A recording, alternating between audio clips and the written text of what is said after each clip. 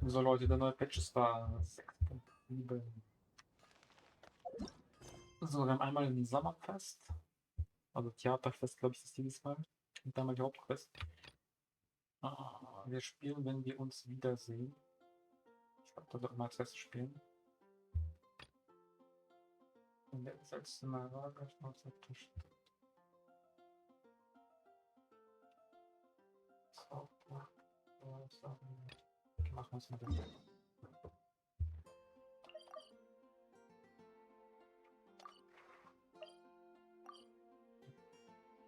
Was erstmal müssen wir links. Ach, wir müssen wir wegschauen. Ich habe zwar nicht viel, wir brauchen sehr viel Glück, um sie zu bekommen. Aber versuchen was.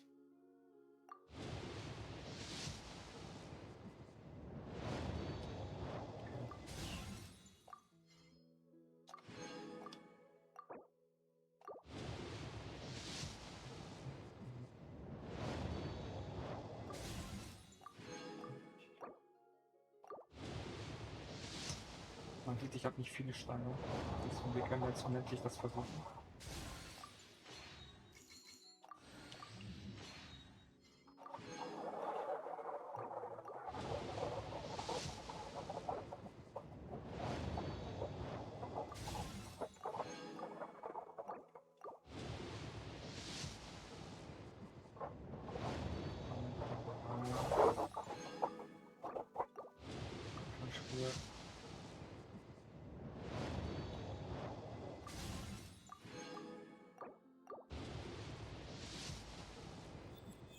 Okay, jetzt muss ich Glück haben.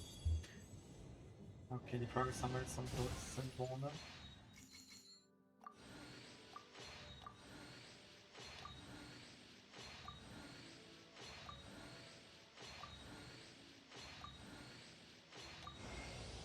I hate self-introductions.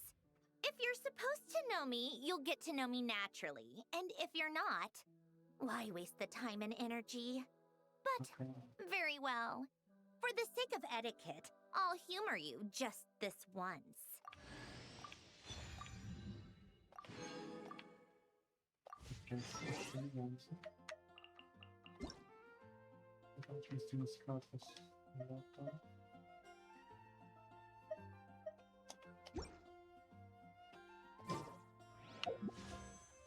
Jetzt die Waffe ausgewählt.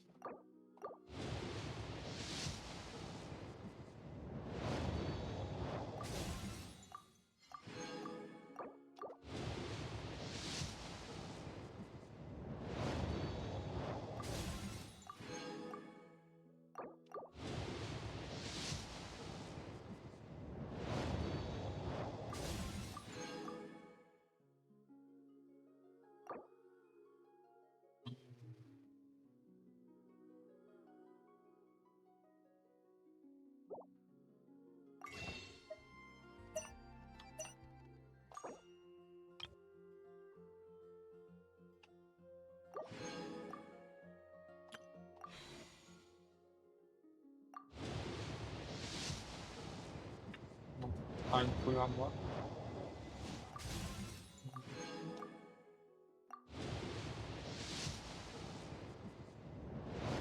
Nein. Okay, für die Waffe müssen wir sparen und gucken, was die Waffe kommt.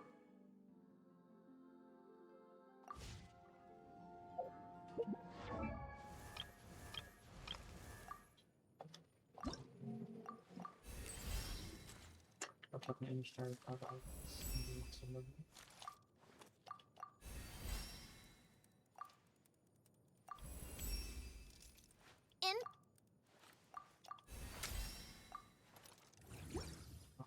Und wir werden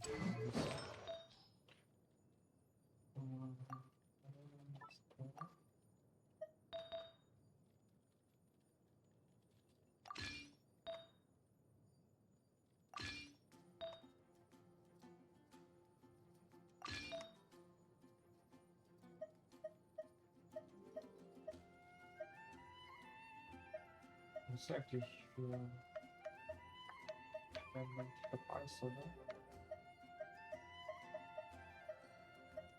Müsste 13.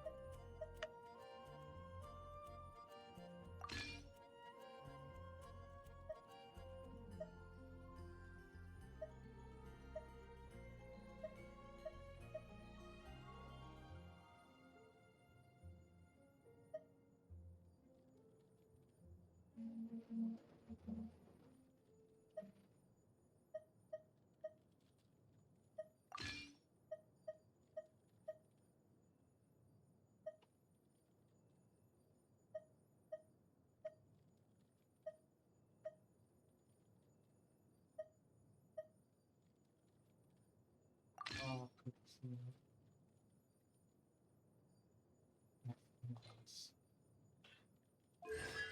so, das wird noch alles hochladen müssen. Ah, das Wichtigste ist quasi jetzt lieber, dass ich das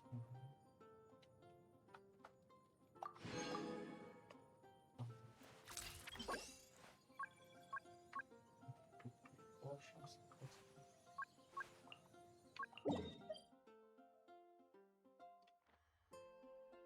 Ah, okay, von mir hat ja gar keinen.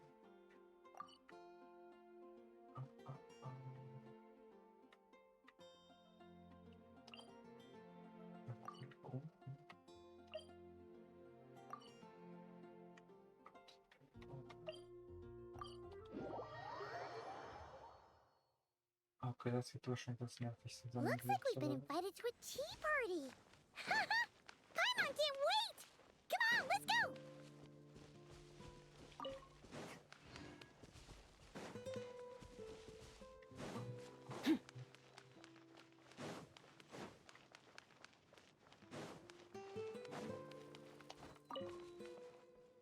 Okay, diese Kiefer muss ich.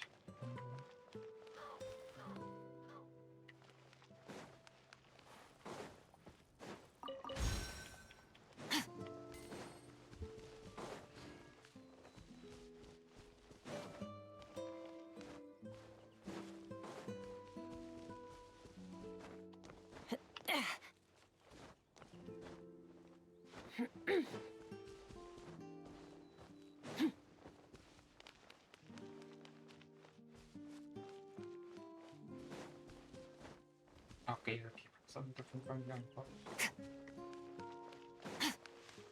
Ah, die wird noch nicht mal richtig angezeigt, die Karte.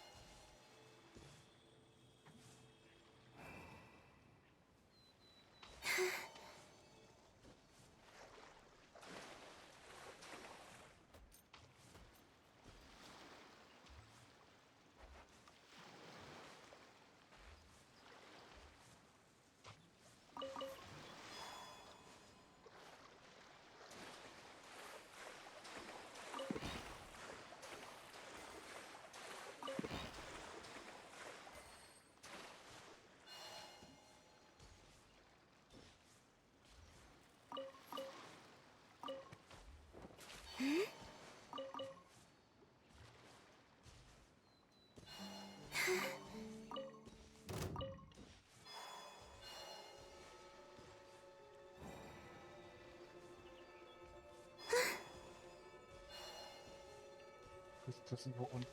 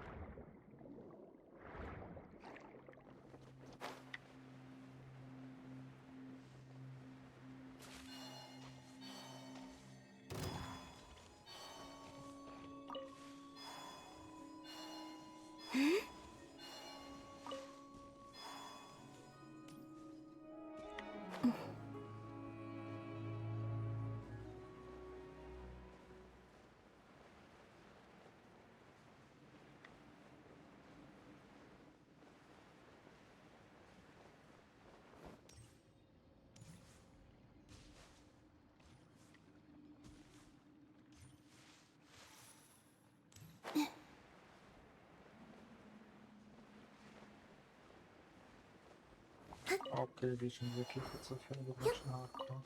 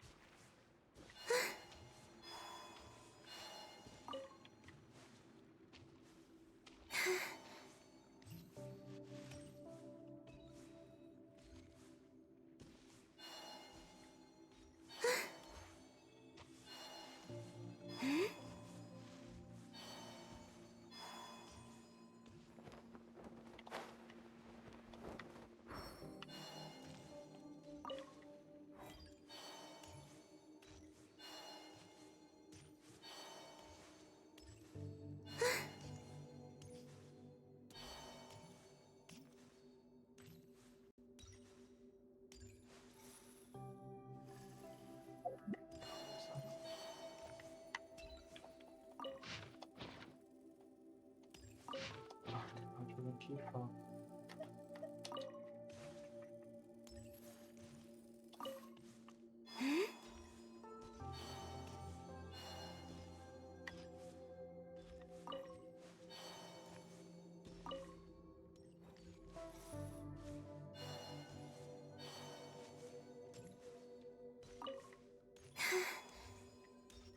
Ah, okay, komm schon mal die Fresse. Deswegen habe ich weg da den Kiefer.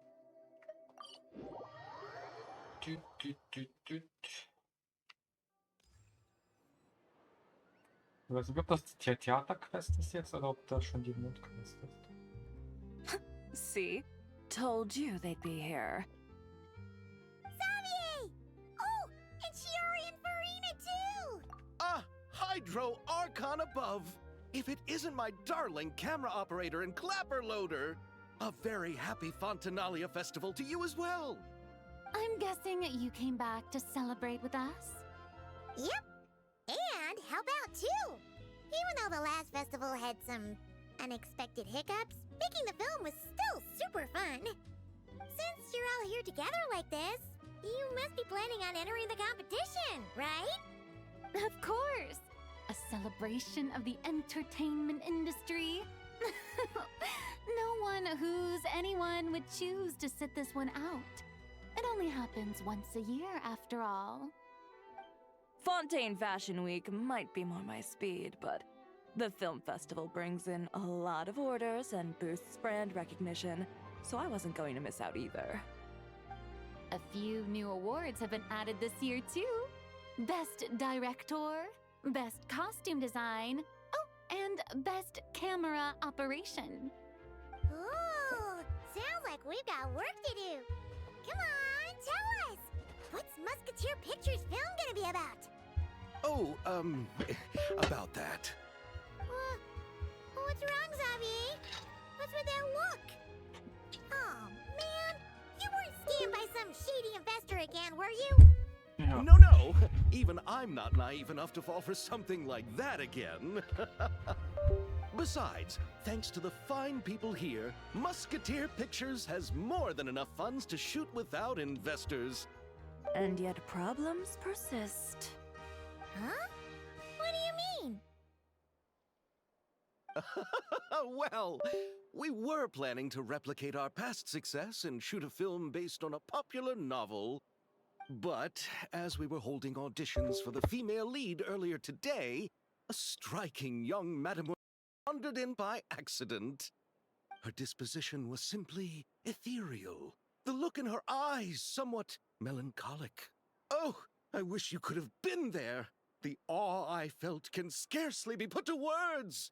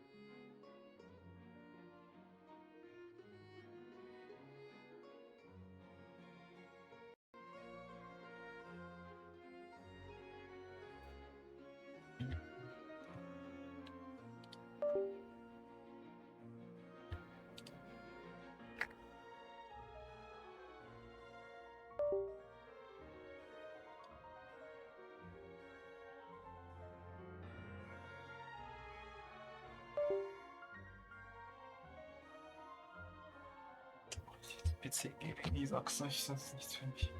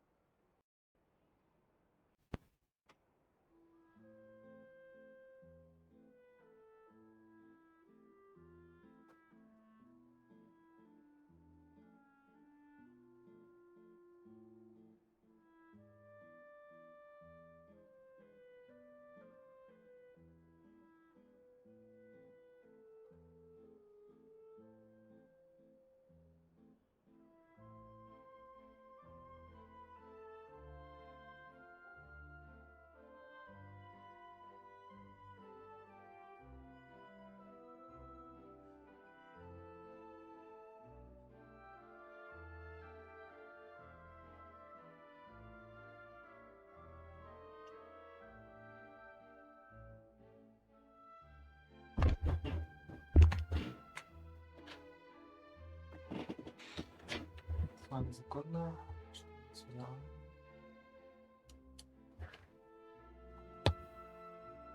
Oh.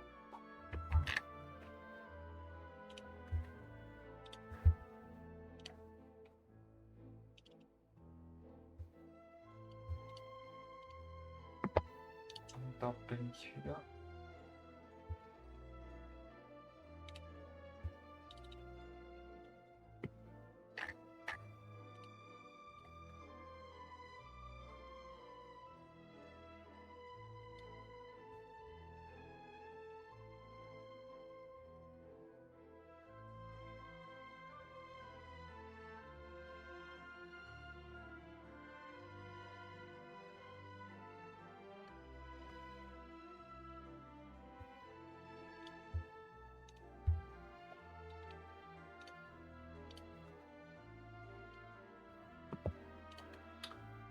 Okay, jetzt haben wir es wieder. Gehen wir mal und hoffen wir, dass da nichts wieder rausfliegt. Also die Ausstrahlung war einfach unrecht. Ja, auch etwas komisch. Ich wünschte, ich wäre dabei gewesen. Ich kann von Bord der Vorsicht. Klingt, als hätte sie mich nicht Eindruck hinterlassen. You had to be there, friend. No matter where she stood, it was as if her surroundings, even the air itself, turned into the perfect shot. Guess you found your lead actress then? No, quite the opposite. My script is entirely unworthy of her. I fear it is. Nevertheless, I couldn't help but approach the mademoiselle to ask about her background and what brought her to Fontaine. What did she say? Sadly, she said her best friend was gone. After returning to her own homeland not too long ago, she decided to visit where her friend was from to remember them better. Oh, no wonder she looked sad. Yes, but that's when it struck me. Why not cast her as the lead in a film centered around her search for this old friend? Huh? You're gonna rewrite the whole script? But is there even enough time? Isn't the prep work super complicated? We might not finish. Think about the difficulties we faced with the Two Musketeers. We had to start from scratch back then, too. I'd say we're ahead of the game this time. Guess so, but... Don't worry, Paimon. Shiori and I have evaluated the proposal, and we support Xavier's decision. I won't really need to start on the costumes until the cast is finalized, so it's not too much extra work for me. Oh, fair mademoiselles. How can I ever thank you? Finishing the script would be a start. You know, compared to a commercial popcorn flick, I do prefer the idea of shooting a more artistic film. One that leaves a profound and lingering impact in the hearts of the audience. I agree. True trendsetters are the people who dare to go against the grain. Well, leave it to Director Farina to have a vision.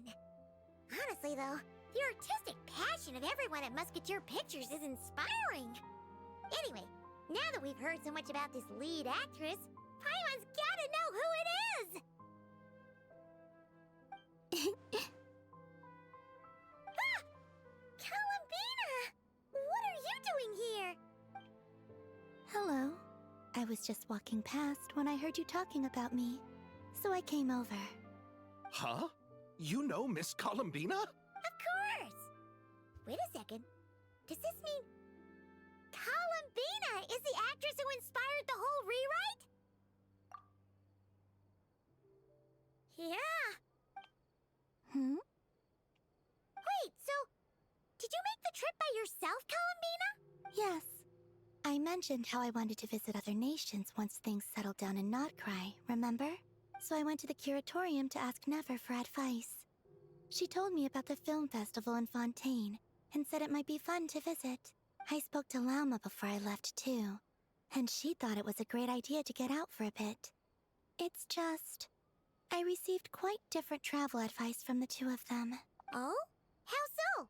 Well, Lauma told me to go out and experience new things and make new friends. What a wonderful suggestion. That's how a trip should be. What about Nefer?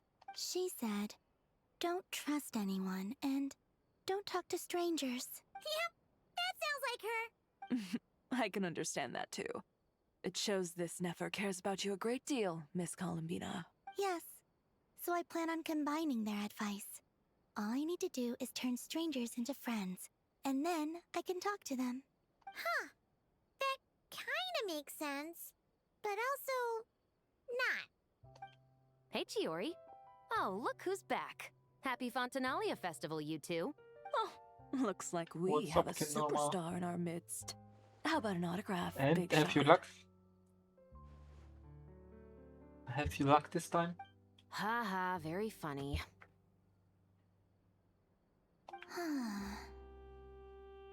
All settled then? Yep, the Duke gave his blessing, and I cleared it with the Udex. During the festival, inmates with good behavior will get a chance to spend some time on the outside. Under the stringent supervision of the Special Patrol, of course. Risley! It's been a while. Happy Fontainale Festival! Does that mean Veronique and her brother will be at the festival? During a specific window of time, sure. Doesn't hurt to give the inmates something to look forward to. A little sun'll do them some good, I think. This is a friend from your travels, I'm guessing. Thought I heard something along those lines. Right! We should make some introductions, huh? Chevros, Risley, this is Columbina, a friend we met in Notcry. Welcome to Fontaine, Miss Columbina. I bet the weather's been quite an adjustment. Yeah.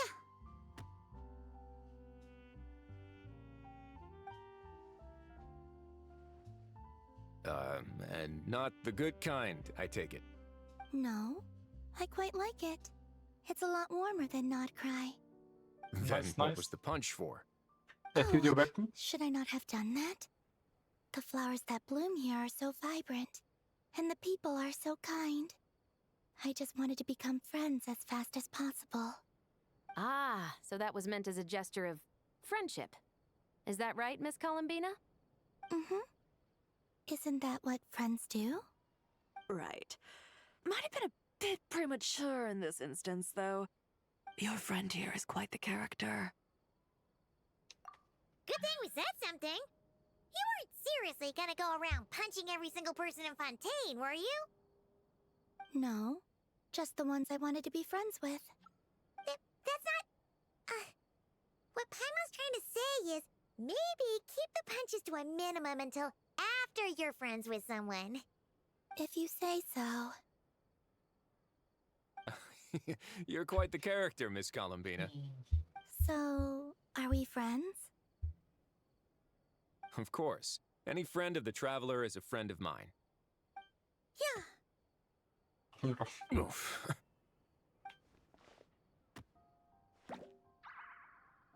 When it comes to friends, you sure know how to pick 'em. So Miss Columbina is the lead actress I've been hearing so much about. The whole thing about her aura is starting to make more sense.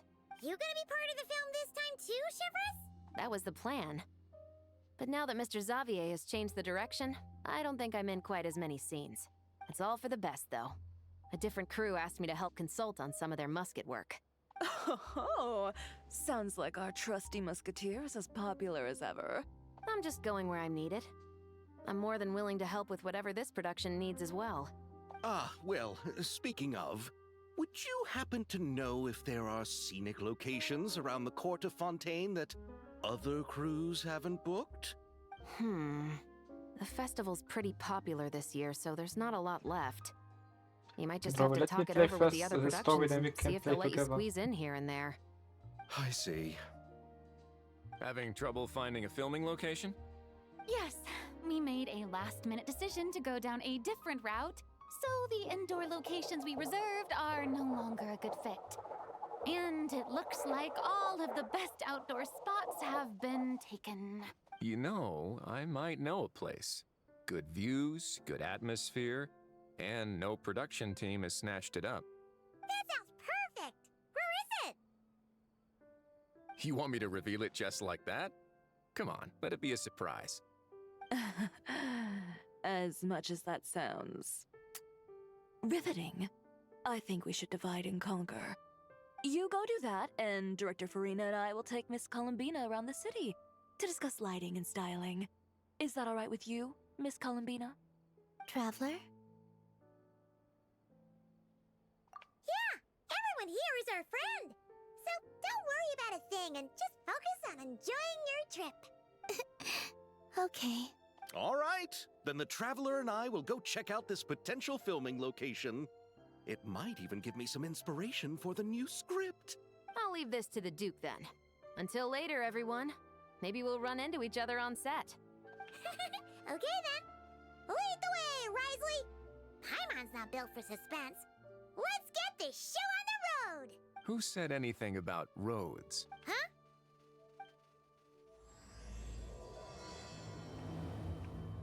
Bei uns Wiedersehen. And I was lucky too, I have pulled a Syndrome too.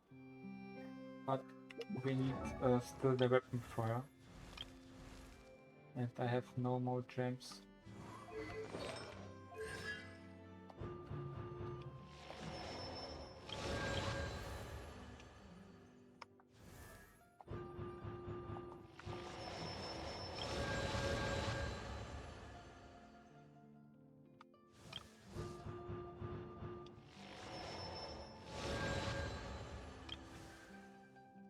But we need still more gems for the weapon.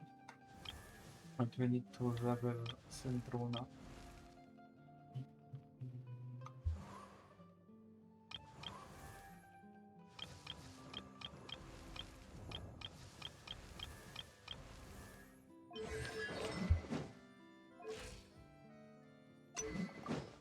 Questions if you have not the luck to pull the weapon, what weapon we're giving you.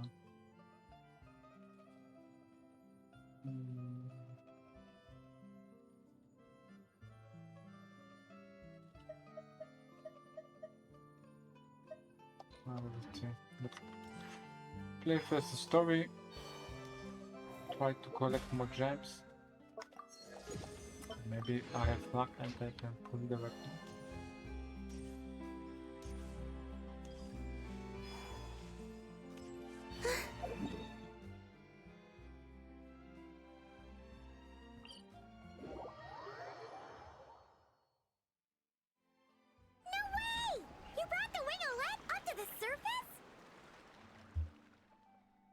It'd make quite the grand backdrop for a film, don't you think?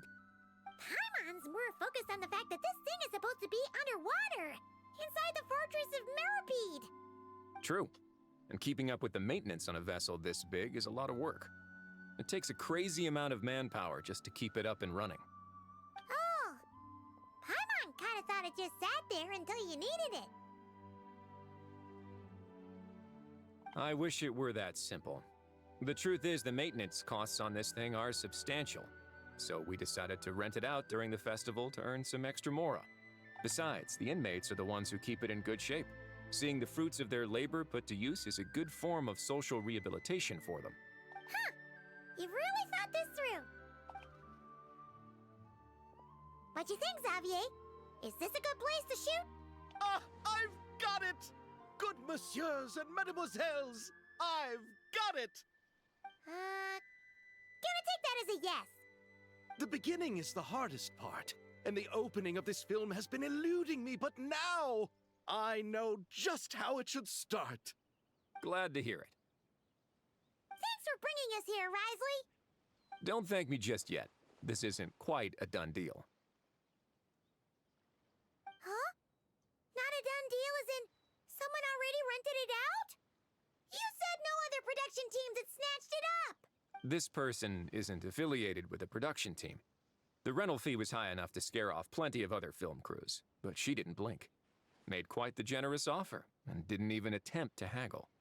Do you know what she plans to use it for?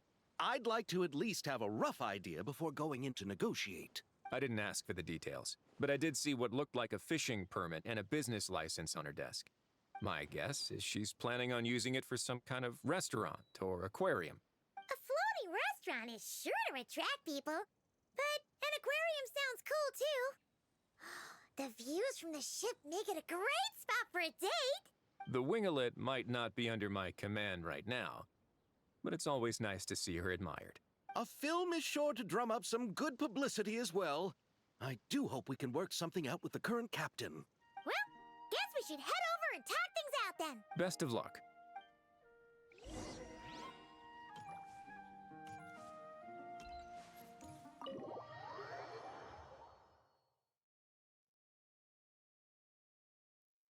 Wow! The winglet seems even bigger up close. The rooms are so spacious. Wonder who rented it out. Hello? Anyone there? Perhaps the captain had business to attend to elsewhere. But why rent such a massive boat just to have it sit here, without even leaving so much as a note? Let's try again. Anyone there? Hello? Seriously? Right now? What is it gonna take to get some decent sleep around here? Is a nap too much to ask for? Sorry, the aquarium's closed for the... Huh?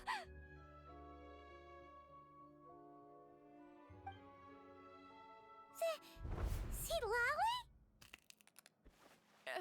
traveler! Paimon! Hold on.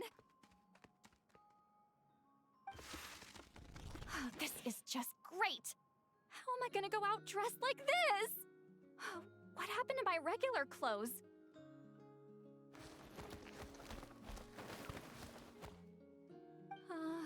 The wash! I put them in the wash after I drank too much and fell into the fountain. Oh, this can't be happening! Am I seriously gonna go out like this? Think we might have caught her at a bad time? Lolly! I don't want to hear it. Hear what? A single word about what I'm wearing. No comments, none. Is that clear? Oh, yep. Crystal. Huh? You think so? No, wait, I told you not to say anything. What was... her thoughts. I heard her thoughts. How could I forget about that? Oh, this is so embarrassing. I seemed a little too pleased to get that compliment, didn't I? Wait, the mind reading went both ways. Does that mean the traveler's hearing all this too?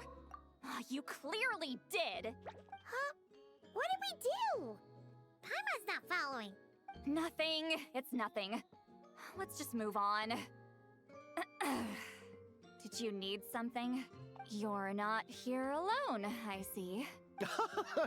Hello, I'm Xavier, a film director and producer from Fontaine. I meant to introduce myself sooner, I just didn't want to, interrupt. No wonder we ran into each other in Fontaine of all places. You must also be in town for the festival then. That's right! We're helping Xavier with his film. In fact, we were hoping to shoot some scenes on this boat. You're the one who rented it out, right, Seed Lolly? Me? Rent a boat? I wish I had that kind of spare cash floating around. Not to mention the spare time. Don't get the wrong idea, though. I'm not here to sail off into the sunset and live out some cushy retirement life, okay? I'm not that old. Then why you dress like... how did you end up staying aboard the Winglet? Well, I heard one of my favorite light novels was getting turned into a film, so I came to Fontaine to catch the premiere. Originally, I booked a room near the Opera Epiclese, but I'm quite particular about where I sleep these days. I think it's an age thing. And that bed? Oh, I just couldn't sleep in it. I tried to find a different hotel, but with the festival, everything was completely booked. Just as I was worried I'd have to sleep under a bridge or something, I happened to spot a help wanted sign on the side of the road. Oh, so you're here to take care of the boat? No, I was hired to man the front desk. The pay is a bit low, but food and drinks are covered. And it includes room and board during the festival. Plus, the job is simple. So I thought I'd give it a shot. Wow! They actually thought you'd be a good fit, huh? What? You don't think I'm cut out for it? All I have to do is tell people the aquarium isn't open yet. Other than that, I'm free to do whatever I want. It's a pretty sweet gig. That's all? Yeah, I was also kinda shocked. But it's not a lie. Head downstairs and see for yourselves. There's nothing but empty tanks. Did your boss mention anything about being open to film crews using this space? Our production was hoping to film on the deck for a few scenes. No. That never came up. You could just ask her. Oh, she's around? What kind of person is she? We should know what we're heading into. She's nice enough, I suppose. Pretty reasonable, too. Even offered for me to move to a bigger cabin if I was too cramped. Back at the Masters of the Nightwind, I'm used to being the one giving orders. But working under her doesn't feel like being bossed around. She seems to respect what I think. Wow, she sounds like a great boss. She did tell me she'd rather not be disturbed, though. She's been working on an important project, so I'd keep it brief. Got it. Thanks for the heads up. All right, the captain's quarters are this way. I can take... Wait. But I'm wearing... Ugh, whatever. I doubt she'll care. Just follow me. Miss Guillotin? These visitors were hoping to ask you about something.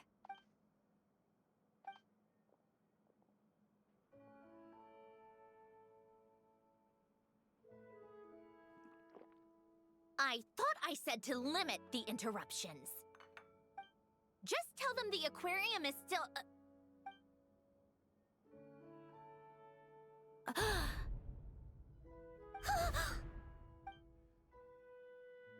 Sandrone, you're here? Huh? You know each other? Are you okay, Sandrone? Do you still remember us? Everyone was so upset after what happened. We all missed you so much! Miss Seat Lolly, why don't you escort this gentleman to the reception area for a cup of tea? I have something to discuss with these two in private. Ah, I see. Right this way, Mr. Xavier.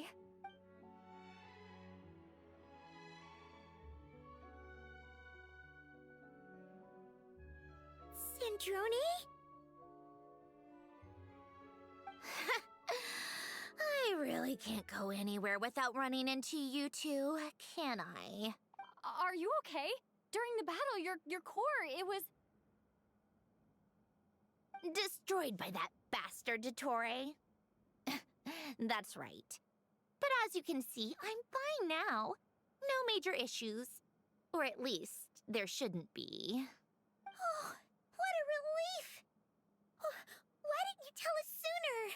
Or come back to see your friends? Now that I have the chance, I just want to say... Thank you for saving me. Huh? Don't get the wrong idea. I only saved you so we could complete that formula and defeat Dottore once and for all. Even if he did crawl back from the grave to make us all miserable again. That doesn't matter. You're still a hero. All right. But it wasn't just me. All I did was lend my brilliant mind to the cause and take care of one part of the plan. Although, I'm not denying it would have fallen apart without me. You got that right. You're amazing. But how did you go from from a lifeless pile of scrap to looking like this? Well, my mom was trying to put it a bit more gently, but yeah. Where do I even start?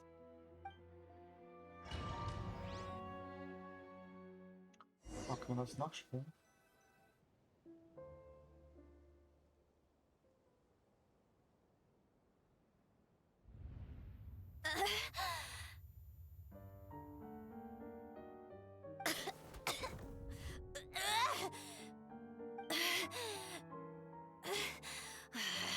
Curse it all! Where am I? Did we do it? How much time has passed? I'm not in one of that lunatic's experimental labs, am I? Wait, Fontainale decor. Books from the Research Institute. Phew. One thing at a time. Initiate self-diagnostics. Assess the extent of the damage. Cut power to compromised, non-essential components. Then reconstruct available action modules. Severe damage to the core. Dottore, you bastard. Polonia?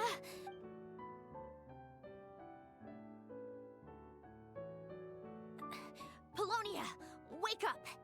Activate! You're in even worse shape than me. Internal gears and energy circuits are barely intact. Extreme damage to the core, just like me. Rebooting is off the table. Even if I could repair the damage, I don't know if... You used up all your critical energy in those final moments, didn't you? To protect the core of that guy in the hat, and the numerological array. Wait, The array. Yes! The prototype is still here. But can I even run it in this state? Whatever. I have to try. I just need to confirm one thing. Activate the numerological array. Connect the computing core to my body. Just like I thought. It needs too much computing power.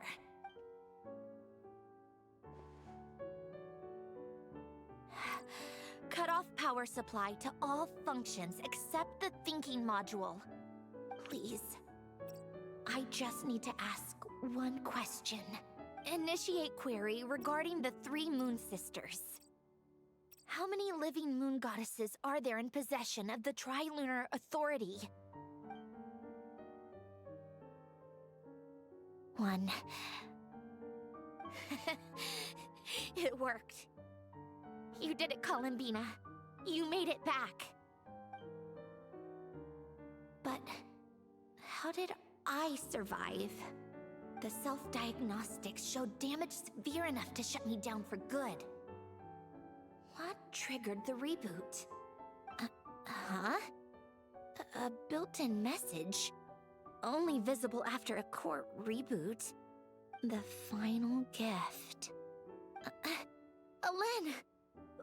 Were you the one who gave me the second chance? But why now? What activated it? What is that? A vision? Wait, no. It's a stellar linchpin?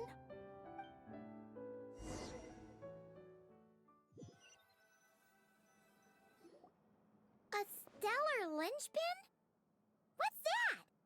You can think of it as a rare kind of vision. As for what causes one to manifest, well, that's still unknown.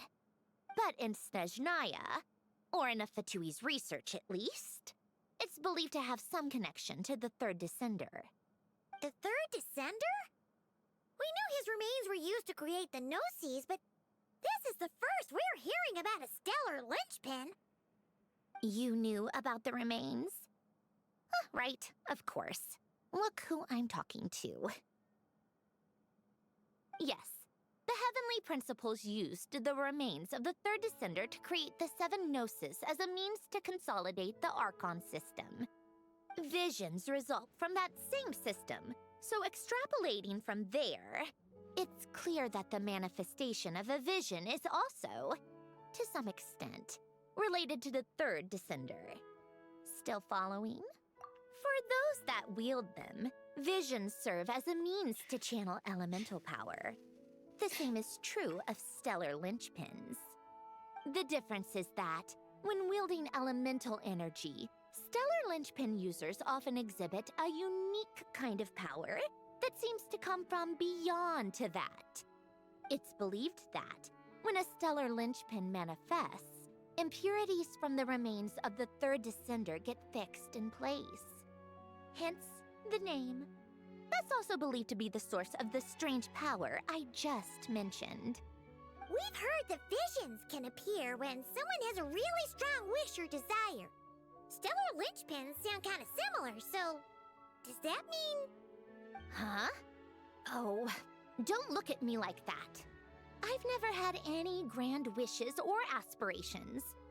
Just a list of things that drive me up the wall. So if you're asking why this thing appeared, I have no clue. All I know is that without it, the gift Alen left me, this built-in second chance, never would have triggered. The damage to my core was too severe. But thanks to the stellar linchpin's manifestation, it did trigger. And after my core rebooted, I was able to repair the damage to my body. I also managed to import the numerological array, along with some of Polonia's surviving algorithms, into this form. Wait, does that mean Polonia is... Yes. Unfortunately, Polonia is... beyond repair. Oh, we're so sorry to hear that. But you also mentioned something about a final gift? Yes. Alain often spoke to me about wishes and desires when he was alive.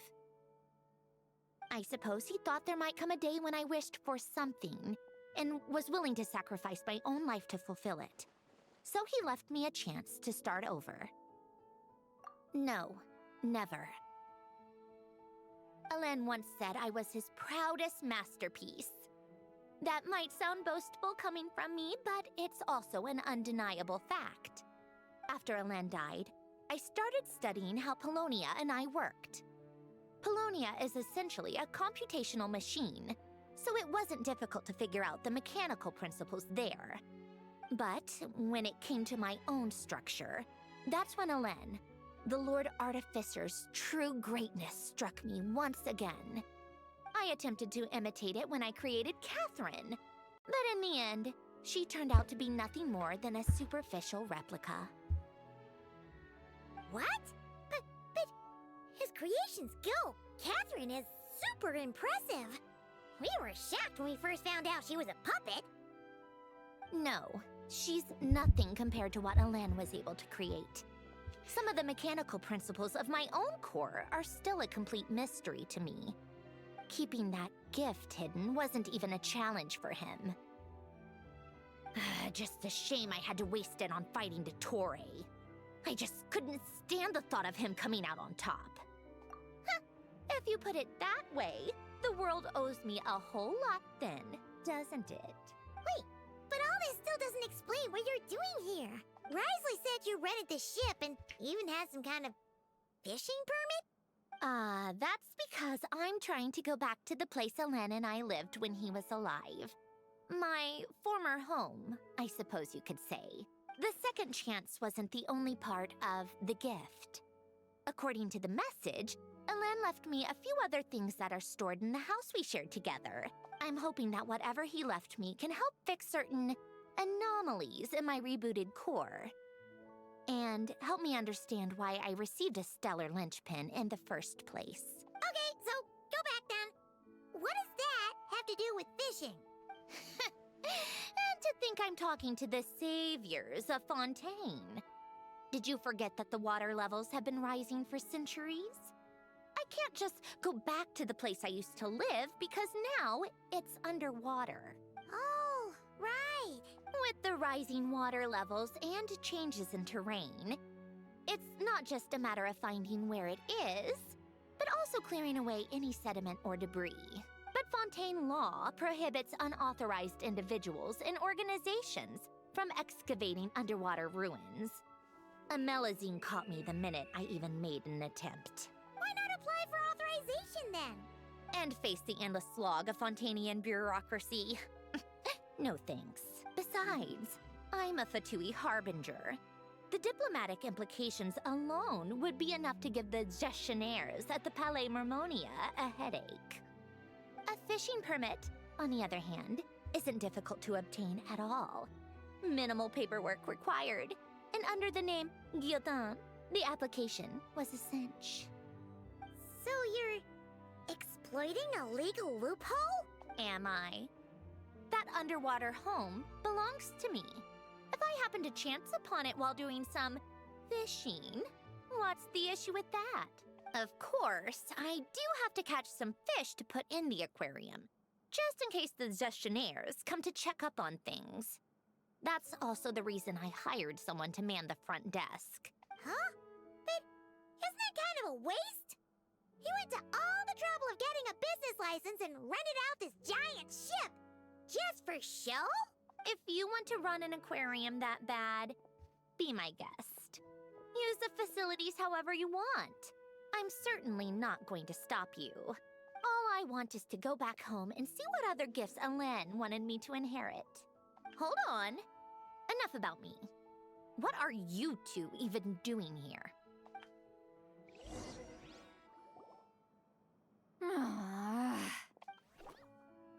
Seriously? They've been in there forever. The reaction when they saw each other was strange, to say the least. You're lucky I was nice enough to leave the room and give them some space. Back in the Masters of the Night Wind, I'm the one who gets to kick people out. I just want to know what they're talking about. Should I cast a little eavesdropping spell? Oh, no, what am I thinking? I'm Granny Eastley, the great shaman of the Masters of the Nightwind. I can't do something like that.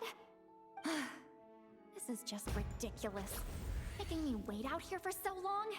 Where's their respect for their elders? Oh, here they are. Were you back there arguing or something? What took you so long? The two of you are already acquainted with Miss Guillotin, then? Oh, yep. But don't worry, we got everything sorted. Sandrone agreed to let us shoot on the ship, but it has to be when she's not here. When she's not here? That's right. You'll excuse me if I didn't exactly ask for this little reunion. I wasn't planning on seeing anyone. Like I said, my core is severely damaged. Even with the gift, there are anomalies that are making things unstable. I don't even know if I can continue to function without issues. So the priority is to fix these anomalies and get answers to my own questions. Then, I can see the people that need seeing. Anyway, just let Sandrone know when you plan to film Xavier, and she'll, steer clear. I do hope I'm not causing Miss Guillotin too much trouble. No!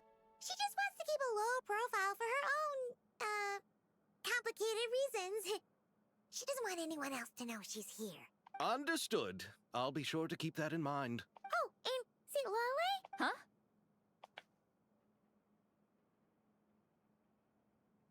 You mean Miss Guillotin?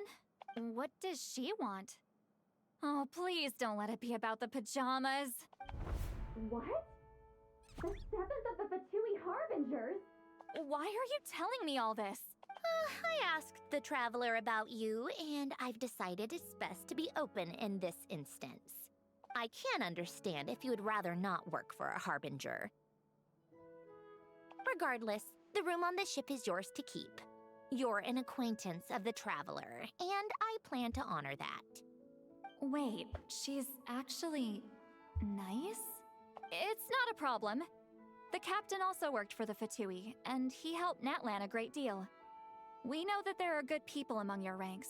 Besides, I've been around long enough to know what it means to earn one's keep. This isn't Natlan, and I don't expect special treatment. Besides, sitting at a desk isn't exactly back-breaking work. I appreciate that perspective, great shaman. Seat Lolly. Just call me Seat Lolly. That title makes me sound so... old. Well, Seat Lolly, the Traveler and I are looking for something, so we'll be heading underwater together soon. I'll leave the ship in your care while we're gone. Together? How often? Not too often. We're heading out in a bit, but I'll be available if you need something. You couldn't, go alone? I wanted to, but she was concerned about my physical well-being, so she offered to come with. Guess my mental well-being means nothing then. Huh?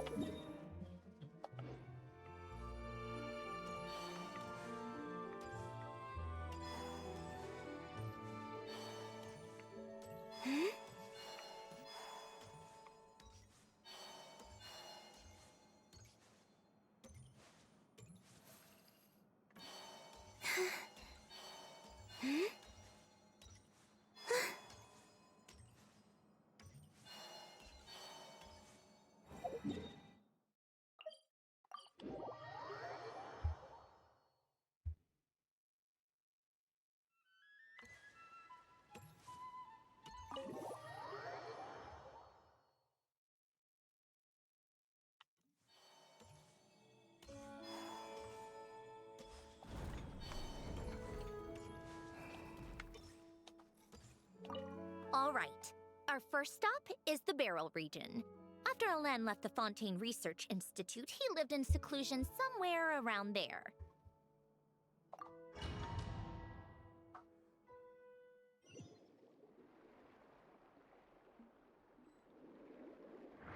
Huh.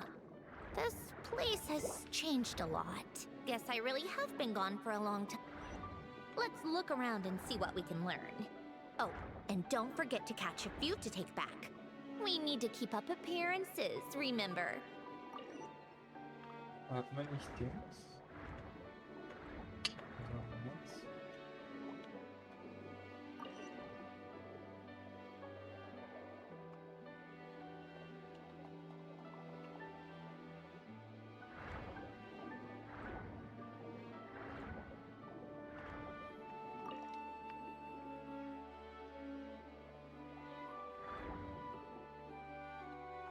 Poisson isn't too far from here, right? It's all a bit nostalgic, I guess. Back when I lived here, all this was still above water.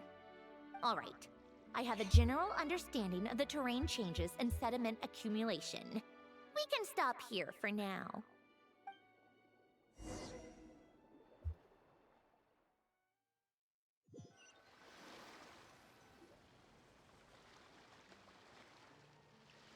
That went smoother than expected. I appreciate the help. No problem. You doing okay though, Syndrome? Seeing your home look nothing like you remember, that can't be easy. I'm fine. Times change. People change. That's the one thing you can actually count on. I made peace with that a long time ago. You should head back and put them in the aquarium tanks. We finished ahead of schedule, so your crew is probably still on the ship.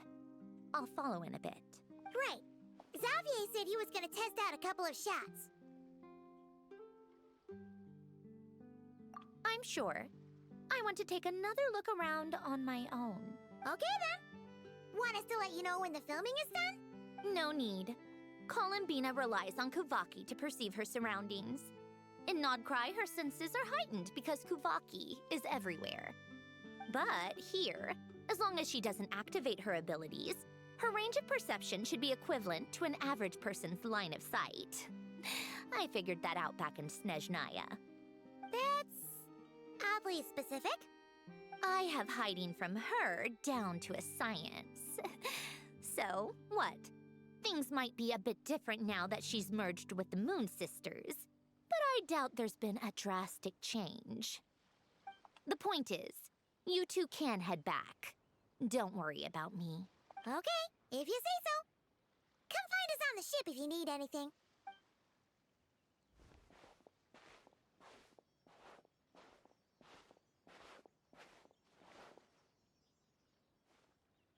What did you leave for me, Alen?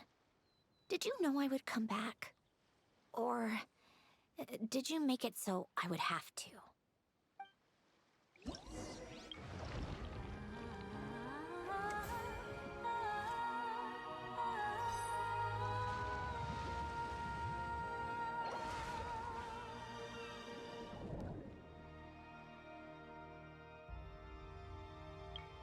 Ist alles gesplittert. Ich schließe Auftrag ab, um mit der Mission fortzufahren. Wir müssen auch nicht so durchspielen.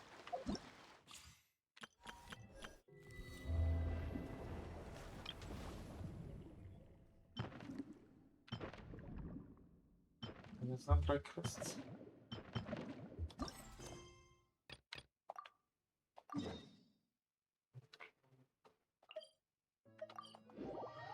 Die Frage sind gesperrt. Ich kann glaube ich gar nicht alles schuld.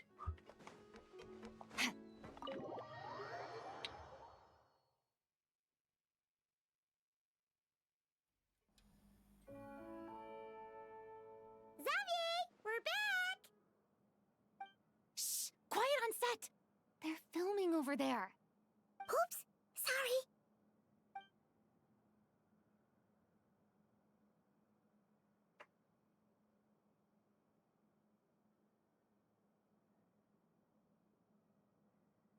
What's your take, Detective? Bullet wound to the chest. Gunpowder residue on the clothes. The victim must have been shot at close range. You think it was someone they knew? Yes. It's possible the suspect arranged for them to meet at this very spot. A reasonable deduction. But You're overlooking a crucial clue. What? The victim's pocket watch is missing. And cut. I think we got it! Good work, everyone! Phew, finally. Acting was nerve-wracking for me when I first tried it, too. Just loosen up, and you'll get used to it in no time. Severus! Charlotte!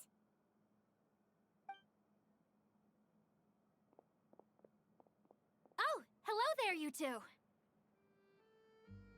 You're filming here too?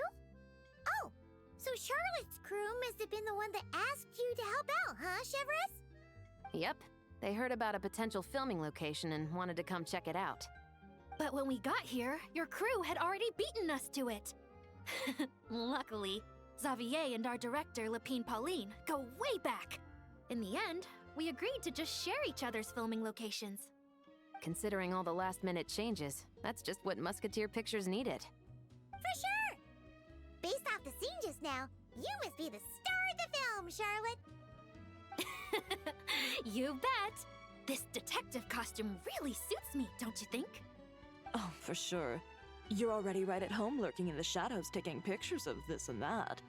Add a notepad and you're practically method. Thanks, Miss Chiori. I appreciate the compliment. That didn't sound much like a compliment to Paimon. So this is a film set? It looks like a very happy place. This must all be quite new to you, Miss Columbina. Yes. I watched a few films with a friend once, but she thought there was no point if I wouldn't open my eyes. So she stopped inviting me. Looks like I missed out on a lot. True, but being an actor seems like a tough job. Huh? Most people would swap lives with an actor in a heartbeat. The lifestyle is so glamorous, and the pay is more than generous. But they have to act out lives that aren't their own, with the whole world watching on in judgment. If they don't do it justice, it must feel like they're letting people down. That's exactly how it feels. This young lady has quite the unique perspective. Well, that's true. But these actors are here because they want to be and they think it's fun. Most of them, at least. Not to mention, the film we're shooting is based entirely on you, Miss Columbina. You just need to be true to yourself. I don't have to pretend to be someone I'm not? Not at all. Authenticity is what we're after. For example, this first scene opens with you on the boat, sailing to your friend's homeland. You just need to think about that moment in the story and picture how you would feel. Oh, okay. We're all here? Wonderful! Let's head to the deck and get shooting. Oh, and this is for you, dear Paimon. Your clapperboard. Whoa! Is this the same one Paimon used for the Two Musketeers? The very same. I saved it just for you. Thanks, Xavier! Feels like being reunited with an old friend. Of course! That said, I have a different job in mind for you this time, Traveler. Our film is focusing on a single protagonist, so conveying the subtle changes in her state of mind is of the utmost importance. In addition to the actor's own performance, another way we can convey that is through lighting. Huh? But there's already a lighting specialist, isn't there? Yes, but it's clear the Traveler and Miss Columbina share a deep bond. You might have a better chance of understanding her frame of mind in certain scenes. Oh, that makes sense. So, what do you say? Willing to take on the role of lighting specialist? It's settled! I leave the job of translating our leading lady's inner thoughts in your capable hands.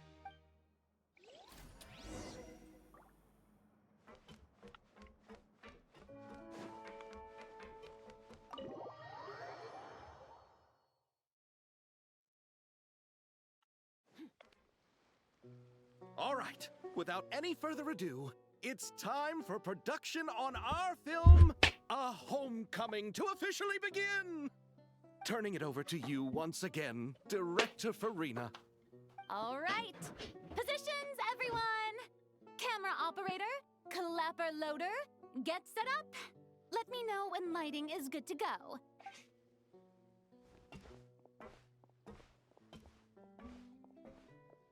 All you need to worry about, Miss Columbina, is hitting your mark. Other than that, just focus on immersing yourself in the emotions of the moment. Okay. Good. Lighting, are we ready?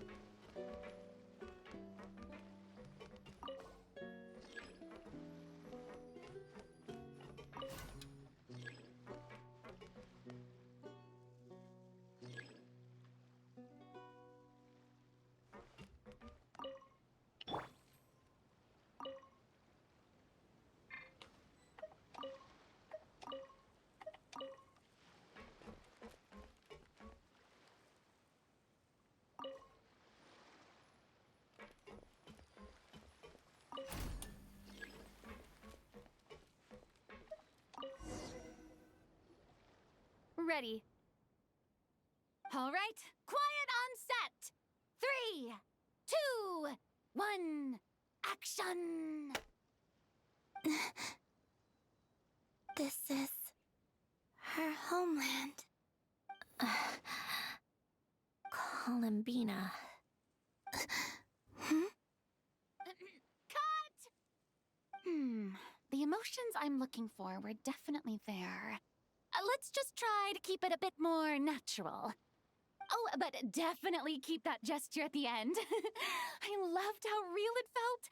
You looked genuinely moved. All right, if you're ready, let's go for another take. Miss Columbina? That presence, it kind of felt like Sandrone.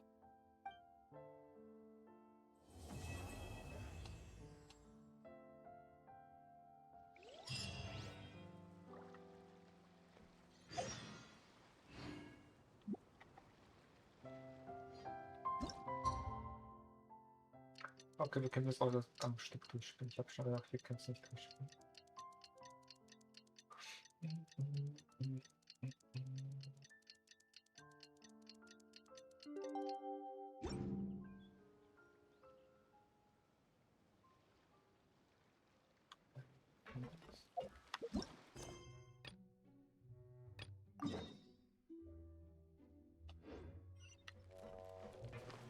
Faster?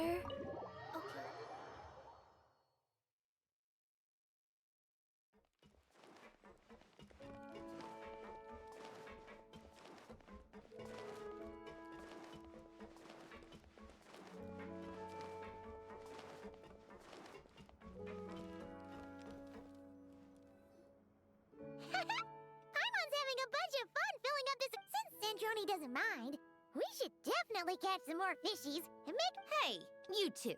Come over here. Huh? Is everything all right? Here. This is for you. What is it? It's an underwater mobility device I've been working on. Huh? Wow! That's so kind of you, Sandrone. It's just a simple mechanical device. I saw the way you were catching fish and... how should I put this? It seemed somewhat... unsophisticated.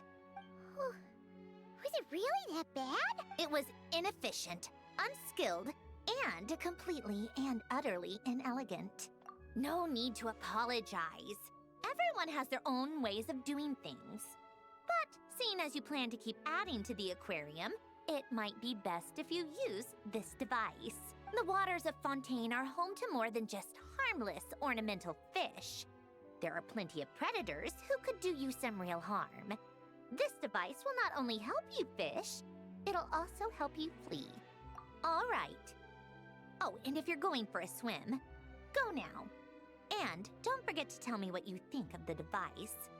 I can always make more adjustments if you have any feedback.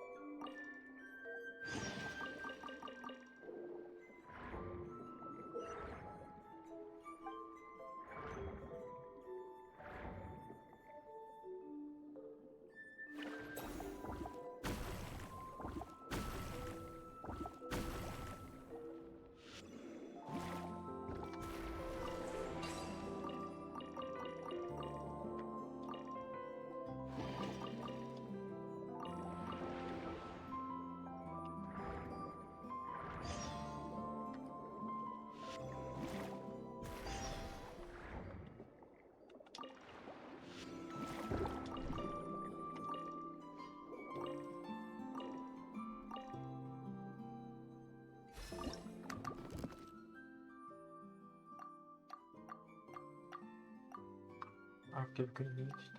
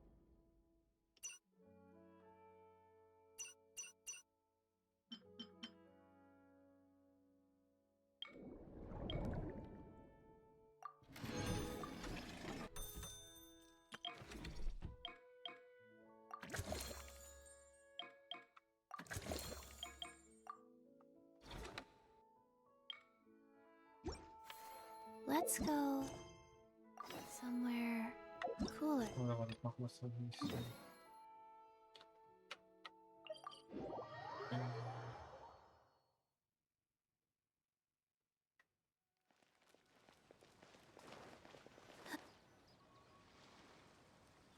What? Is Paimon seeing things? Is that a Dodoko? And no, there really is a Dodoko over there. And it looks just like... It looks like Barbaloth! Oh my, what a coincidence this is. Traveler? Paimon? Why is there something so fishy about hearing such a powerful fortune teller use the word coincidence? Perhaps, but it's no lie. This truly is a pleasant surprise. As a descender from beyond this world, the traveler's fate is not anchored in Tevat. Hence why most fortune tellers, including myself, are unable to predict your future. Hence why most fortune tellers, including myself, are unable to predict your future. But happily, this particular coincidence couldn't have been any more fortuitous. I recently happened to glimpse a peculiar omen. And since I had some free time, I decided to perform a brief divination and follow the omen's course. Just for a spot of fun, you understand. Oh yes, and while I was following this omen, I caught a few ethereal threads of fate and glimpsed the faces of their owners. Here, take a look for yourselves.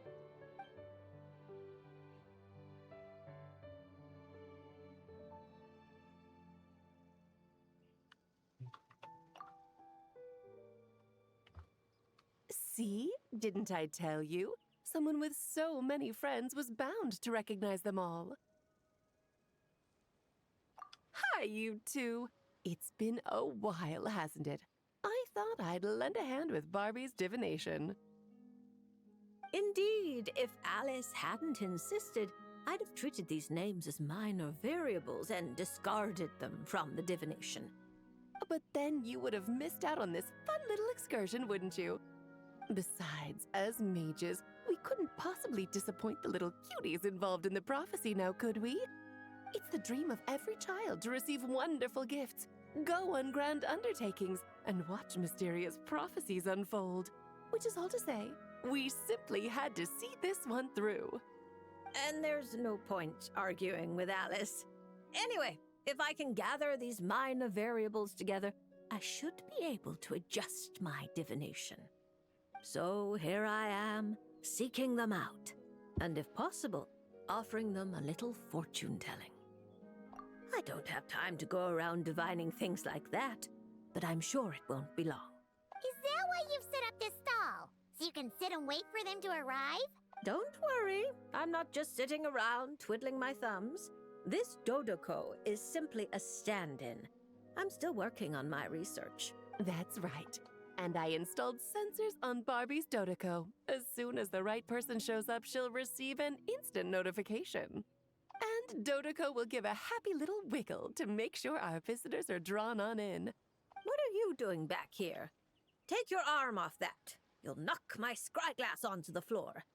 And hold that cup steady. I don't want you spilling hot chocolate on my manuscripts. All right, keep your hat on. Just 1 second. There you go, Barbie. This one's yours. I hardly put any sugar in it, I promise. When you say hardly any sugar, I can't help but feel like we're not speaking the same language. Back to business. After we followed up on Barbie's divination, I was hoping to gather everyone up, everyone involved, that is, and throw a huge party. I've even decided how we can send out the invitations. Don't worry, I've already picked out the most beautiful birds available. Picture it.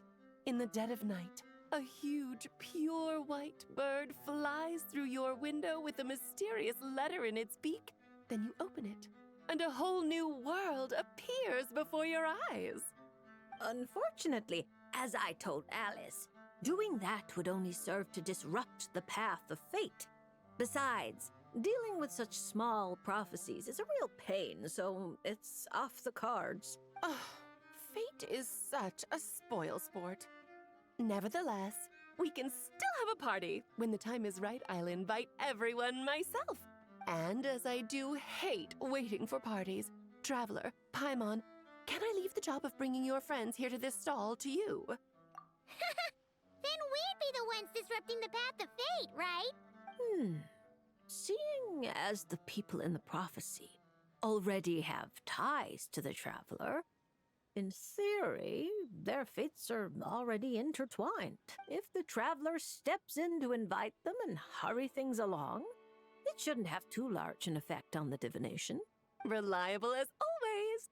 For the sake of the party, it's in your hands. I promise to save you the best seats, closest to the cake. Barbie, why are you tearing that paper apart? What are you doing? I'm using it to plug my ears. Between you and Nicole, if my head isn't hurting, then my ears are. Ugh, I miss Octavia. Okay, müssen auch quasi die Leute dahinter. Und es Level 70 so. Okay.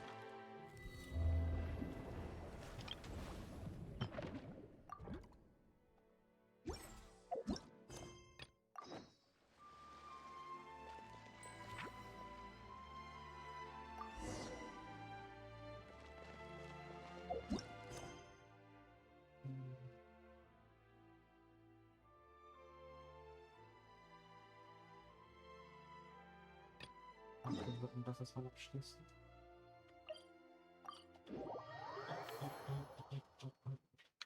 I forgot my umbrella.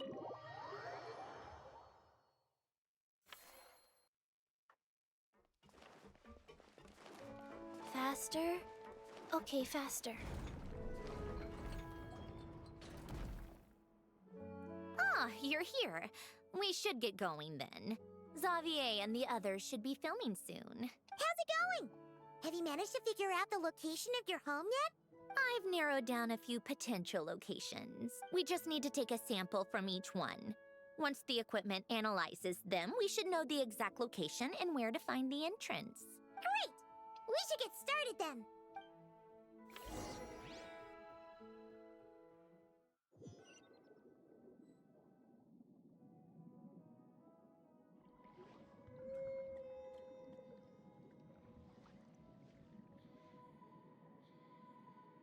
All right, let's get a move on. That should do it. Let's head back. The filming should be just about done. We made good time. We might even know the location by the end of the day. You sound pretty happy about that. Do I? I suppose I've just had enough of these anomalies I've been dealing with. The sooner I can fix them, the better. Anyway, enough chit-chat. We have work to do. Oh, but let's head in through the side door. I don't want to run into the crew on the deck. Okay.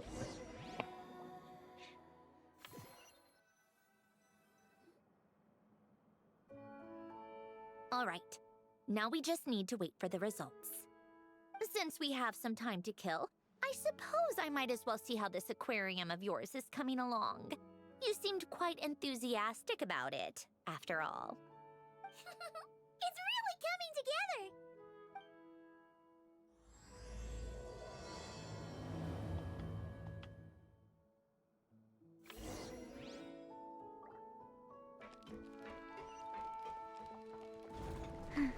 Faster? Okay, faster.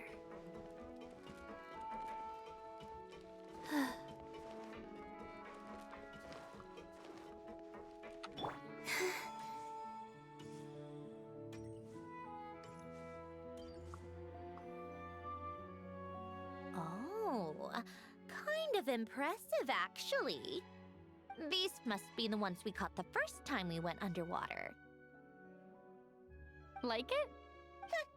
It's fine, I guess. Nothing special. Come on! It sounded like you really liked it just now. You're that proud of it? Is this a sense of accomplishment or something? Well, yeah. And it's pretty. You know it's gonna be gone soon, though, right? What do you mean? After the festival, this ship will be returned to the fortress of Meropede, and this aquarium will be no more. So? So, no matter how much work you put into this place, once the festival is over, it's all just going to disappear. But not making the most of it when we have the chance is an even bigger waste. But if you know it's all going to be gone one day, why even bother? Well, Because you still get to keep the things you gain along the way. And those are things that can never be replaced. Doesn't that make losing them even harder? well, if you put it like that, but the happy memories we make along the way last forever. You just have to take a more glass-half-full perspective. Not to mention, everything we do here is going to be on film, so it'll still live on in some shape or form. And when you look back on it, only happy memories will come to mind? Exactly! So it's about finding joy in the process itself. A traveler! You're back already? What's wrong with that? You say that like it's terrible news or something. How did you get here? I didn't see you on the deck. Oh, never mind. We need to help Miss Guillotin hide ASAP. The crew is heading over here to shoot any second. What? They should be done by now. There was a mishap earlier that cost them some time. I was waiting on deck so I could warn you the minute you showed up. Anyway, you should head back to the captain's cabin right away. They're gonna be here any minute now. Ugh, finally! That's a wrap for the scenes on the deck. Wouldn't have taken half as long if the wind hadn't snapped our equipment in two. Uh-oh! Too late! Change of plans then. You'll just have to hide. Hide? And where exactly am I supposed to do that?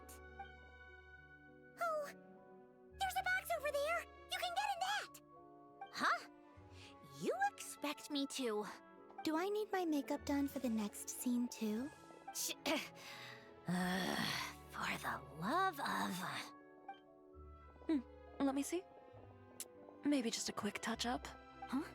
Traveler and Paimon? What are you doing here? I thought you took the day off to take care of something. Huh?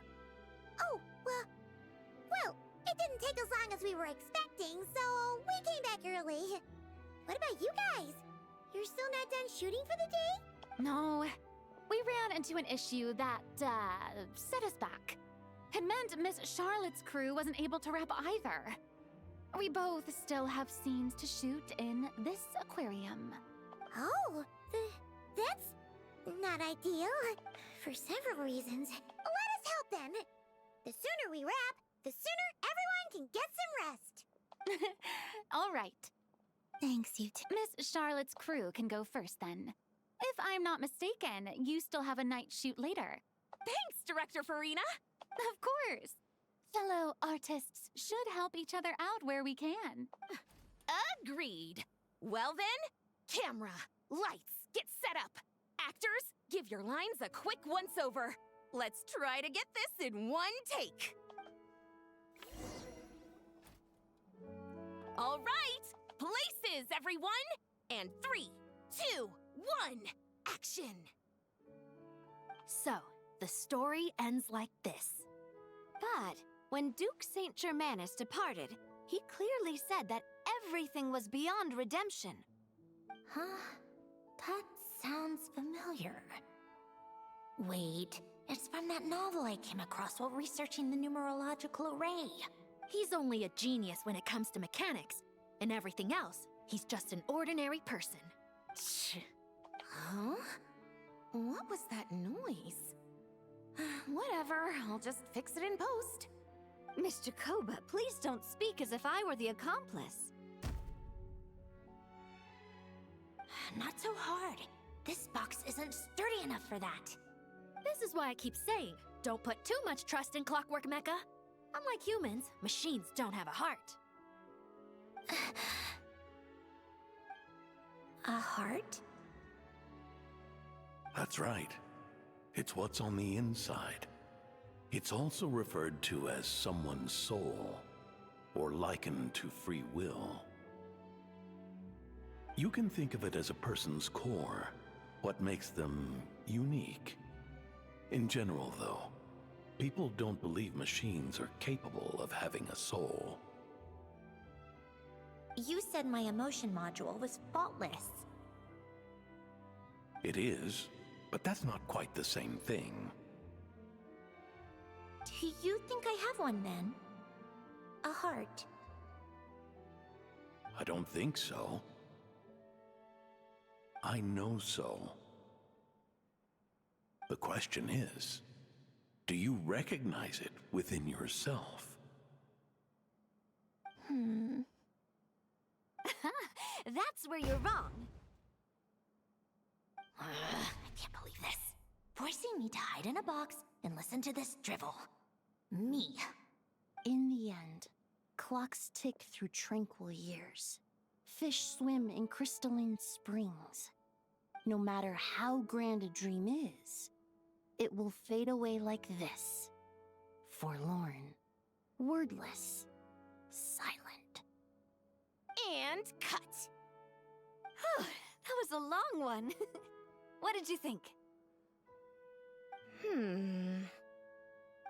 If she makes them do another take, I'm going to flip a lid. And not just the one to this box. Oh, there were some weird audio things going on, but acting-wise, it was great. It's a keeper. Perfect. That means I can get out of this box. It's our turn. Camera operator, set up for the next scene.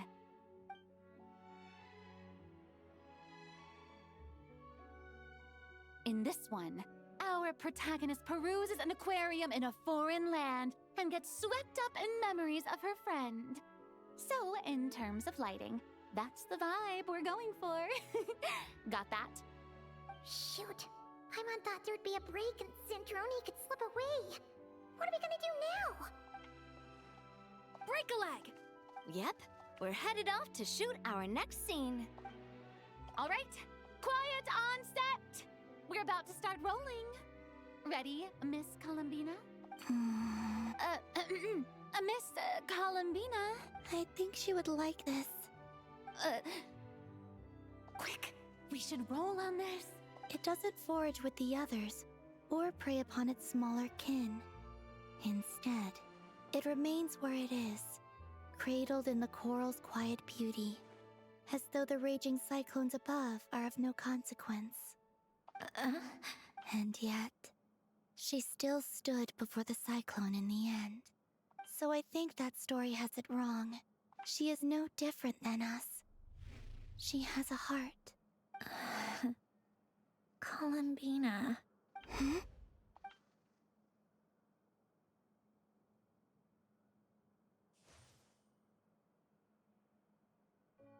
Uh-oh, is she onto us?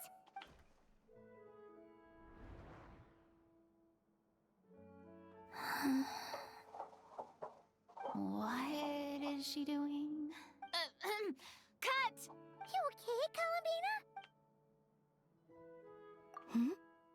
Oh, yes. I just thought... Why don't we take a short break? It's been a long day of shooting so far. That last take was beautifully organic, though. We can use it as is. No need to go again. Thanks, Director Farina. But I'm fine to continue. You're sure?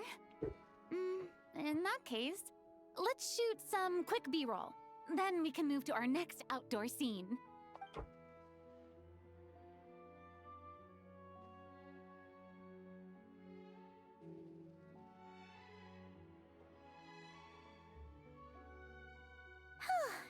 We're in the clear this time.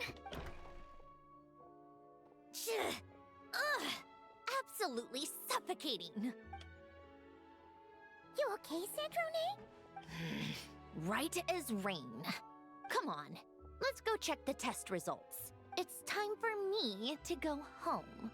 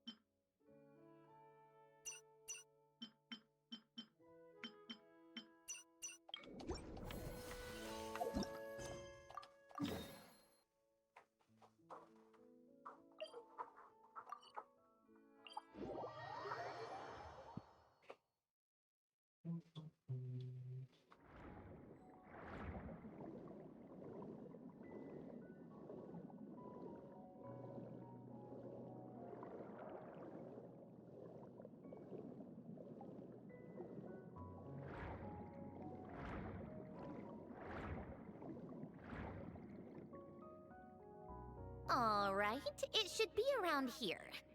Give me some space. I'll activate the water insulating mechanism.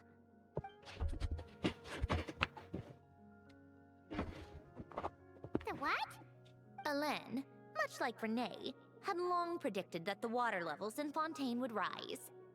Thanks to his expertise in mechanics, he was able to implement a few simple measures to protect our home from flooding. I told him there was no need, that I would just move when the water rose too high. But it would seem he knew a day like this would come.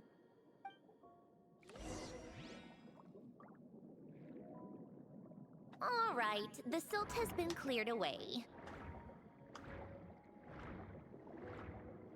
Go activate the mechanism for the first sluice gate. That will fill the empty middle chamber with water.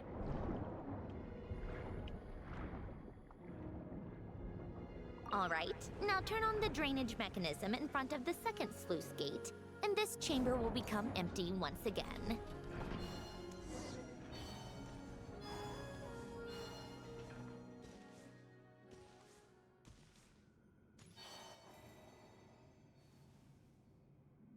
So, this is where you used to live? It's beautiful! There's even a garden! Back when I lived here, it was my job to tend to the potted plants and flower beds. Still growing strong even after all this time. Who would have thought? If the weather was nice, I would take Alain out in his wheelchair and we would go for a walk. Before long, we started bringing Polonia along too. Come to think of it, I was the only one who could get around easily back then. Polonia always got stuck at some point, and it was up to me to launch a rescue mission. Happy. I suppose they were. Uneventful, but pleasant. Repetitive, but peaceful. It was like living in a world where time didn't exist. Of course, that was all just an illusion. Death still awaits all of us at the end. Oh, all right, enough standing around. Let's head inside.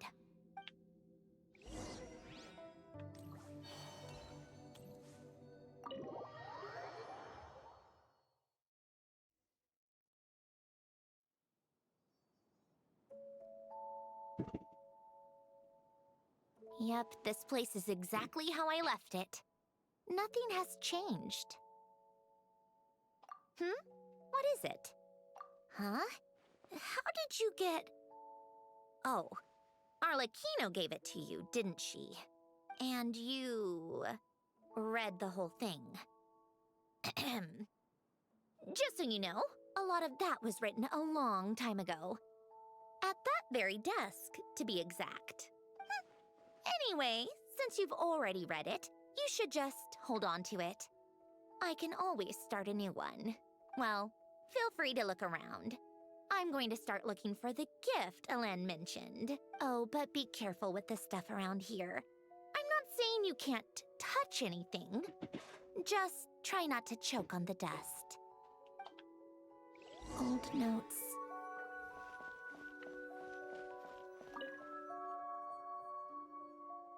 This was Alain's workbench. Later on, of course, it became mine. It's where both Polonia and I were brought to life. Before Alain was bedbound, this is where he would teach me about mechanics. I would sit and listen, chiming in with questions here and there. Later on, when he got too sick, I took over and would work on Polonia here.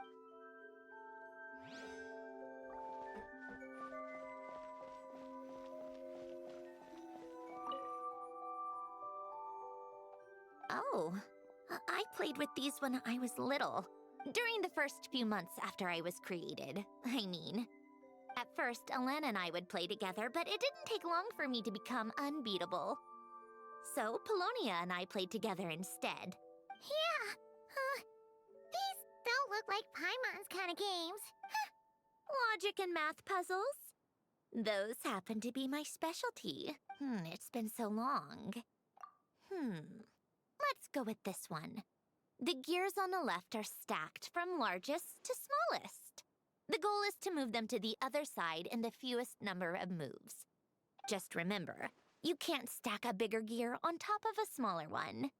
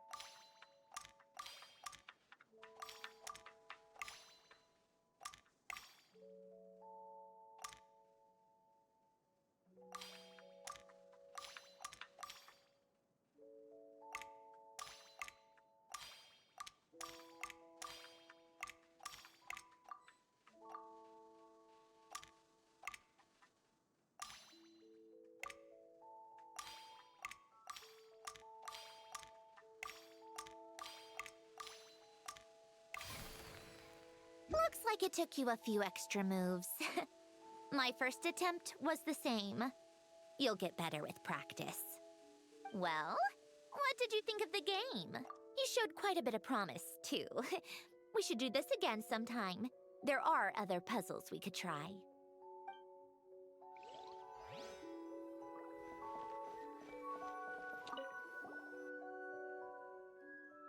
Wait, the people in this picture look kind of familiar. Hmm? Oh, this was taken when Hélène and Renee were both still at the Fontaine Research Institute. Before their falling out.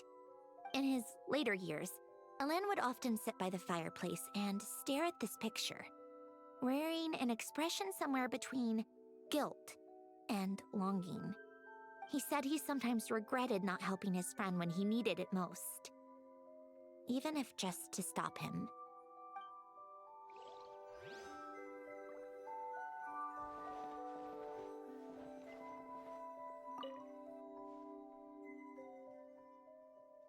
Oh, these are some of Hélène's drafts from his later years. Just casual doodles, really. And these are just some unimportant letters. I couldn't be bothered to sort through them before I left. Wow! This house is filled with so many memories! It's so cozy and charming! You should have seen it in its prime, when people actually lived here. A lit fireplace, a steaming cup of coffee. That's the real deal. You know, we also used to have a mechanical piano that Hélène built.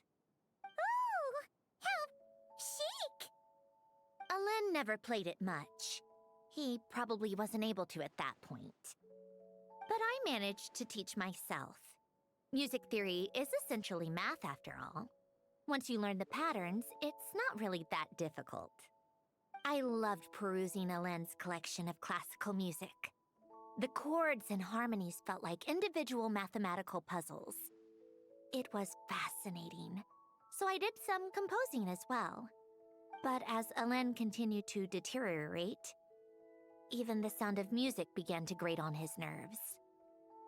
So I got rid of the piano. Aww. Back then, I assumed a piano was like an ordinary clothing rack. Commonplace in every home and easily replaceable. It was only after I left that I realized how hard a good piano is to find.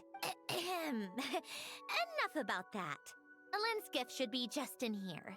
The only things undisturbed before I left were a few of his personal belongings.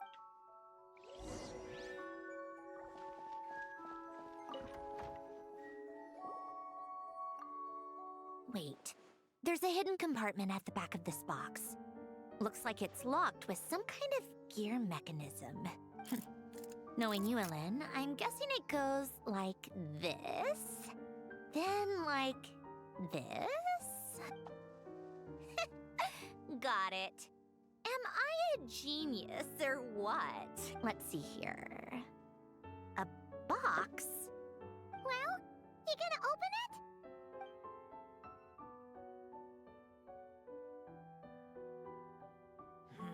It's heavier than I was expecting. Just how much stuff is in here?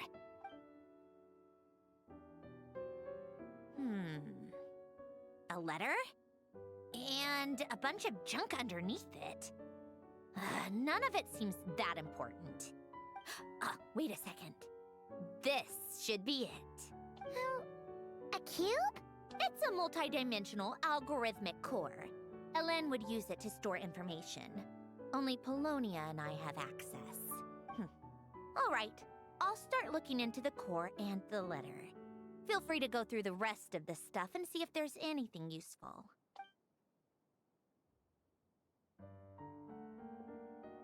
Okay. Hold on. There's another picture in here. A snapshot of you playing among the plants shortly after you were born. You seem to like these flowers a lot. May you grow and flourish just as they do. Huh? Wow! Look how happy you are in this picture. You've changed a lot since then, huh? What's that supposed to mean? Just that you come off kind of aggressive sometimes. Or, annoyed at everyone around you? Well then, people should stop being so annoying. It's not like I'm the one with the problem. Of course not. Oh, here's something else. Looks like a piece of paper torn out from somewhere. Today, I solved another math puzzle and made a breakthrough on a construction problem the Institute has been stuck on for years. Am I a genius or what? No, wait, that's From now on, I should have people address me as Her Highness the Clockwork Princess, Unraveler of all reason. Nope. No more of that. I thought I tore this page out. You wrote this? Then how did it get... Wait, there's more writing at the bottom. You seem to have developed a distaste for this particular entry, considering I found it in the trash. I'm sorry, but I could not help but hold on to it. Helen! Don't be embarrassed. Everyone goes through a phase like that. Nonsense. I wasn't even the one who wrote that. It must have been Polonia. That's enough. I told you it was Polonia. You know what? We're done with this. No more rifling around in the box. Just put it down and let me read the letter. To my little clockwork princess. Not another word. If you're reading this, You've most likely received the gift I left for you. I just hope you didn't stumble across all this while cleaning out my effects or something trivial like that. I once asked if there was something you wished for. Do you remember that? I wonder if time has changed your answer. Regardless, I have another gift. A formula that will allow you to come face to face with the anomaly inside of you. If you even still call her that. Why this gift? To understand that, allow me to wax poetic on the soul once again. I would ask you to stick with me until the end, but I know you will. You always have. I believe a person should be born twice over in their lifetime. First, there's the birth that grants us life. Then, the birth of the soul. It's a matter of transforming the life bestowed upon us into the life we choose for ourselves. And to do that, we must look inward. We must make a conscious choice to define the meaning of our life instead of allowing the happenstance of our existence to pass us by. This is the process of recognizing the soul that lives within us. You are my proudest masterpiece. I told you that long ago.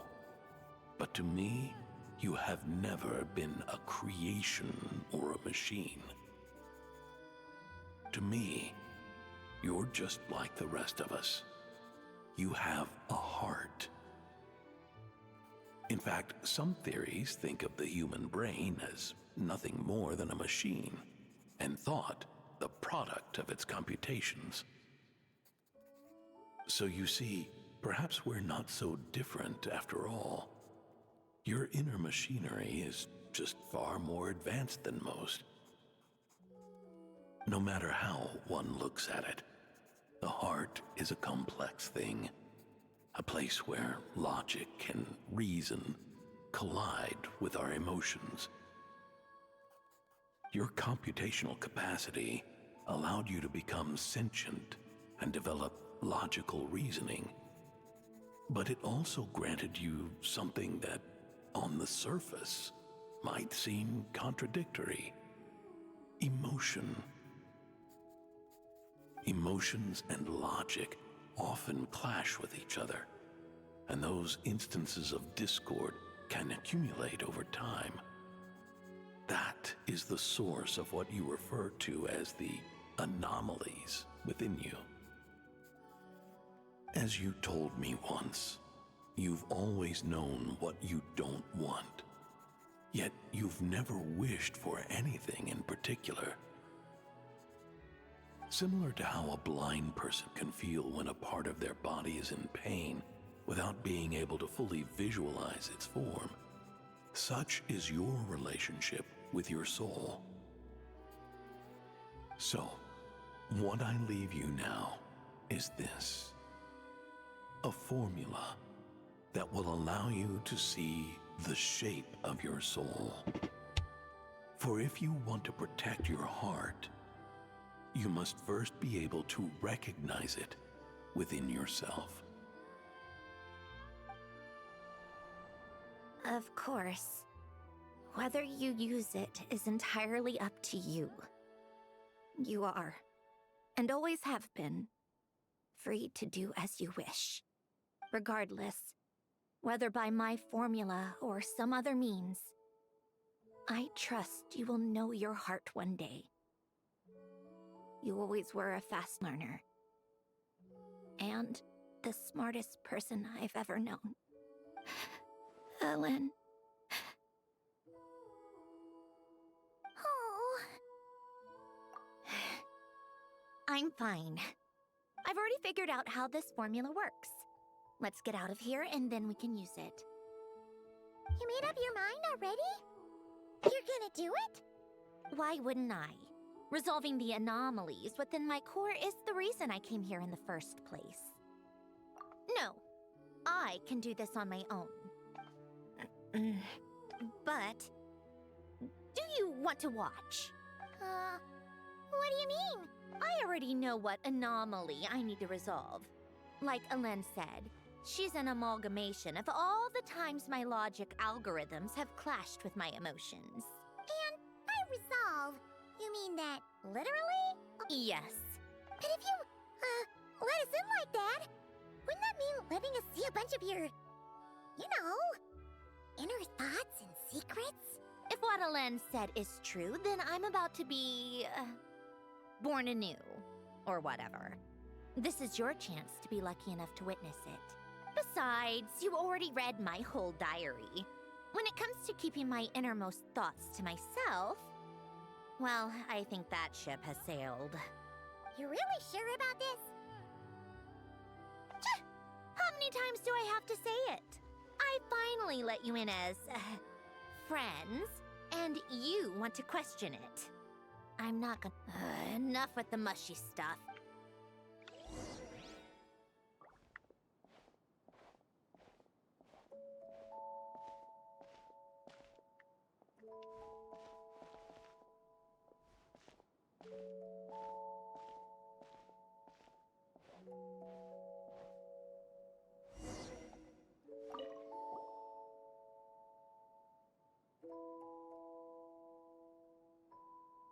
Right. With the numerological array, I can construct a simple formula that will allow you to experience what I see and hear in real time. Oh, just like St. Lolly's sense-sharing technique. Been there, done that. Huh! Sounds like that shaman has some tricks up her sleeve. The arcane and the mathematical are both fundamental laws of this world. Being able to achieve a similar result through both isn't surprising. Anyway, let's get this show on the road. But no comments from the peanut gallery, okay? I know I offered, but I still don't want any interruptions.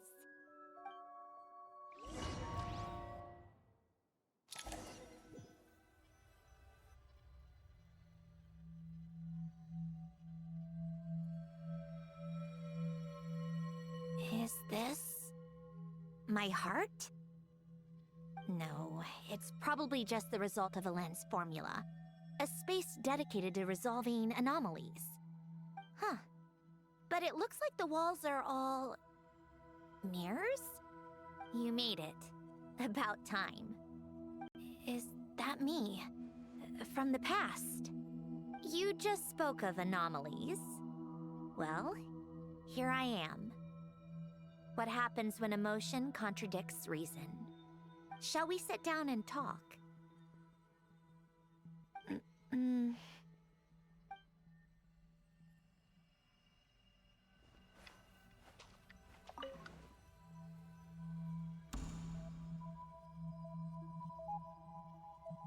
That should do it.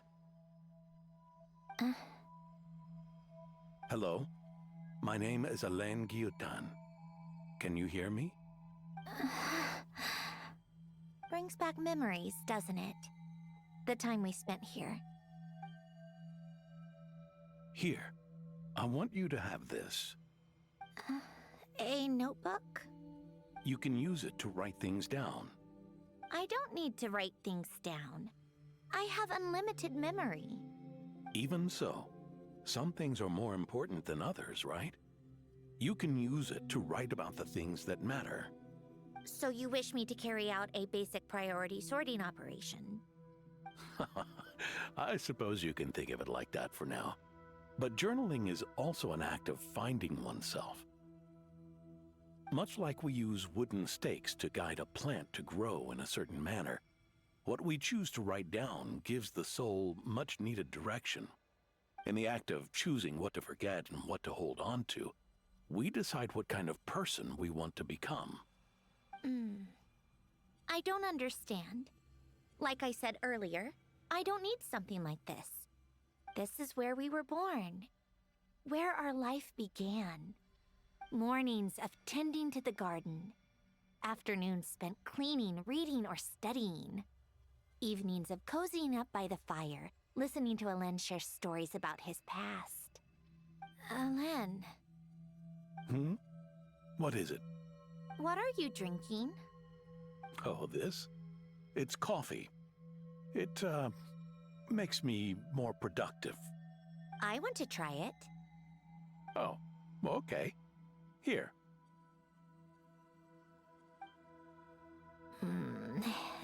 Bitter. Speaking of, why did you design me with senses? Taste, smell, touch. Well, I'm not quite sure. It just felt like the right thing to do.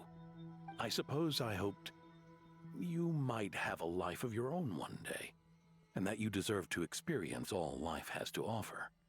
Oh. Still bitter. But the smell is nice.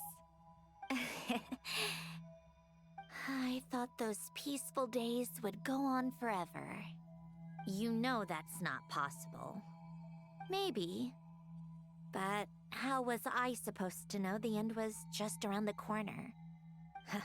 That was just bad luck. Was it? Well, it certainly became a pattern, now didn't it?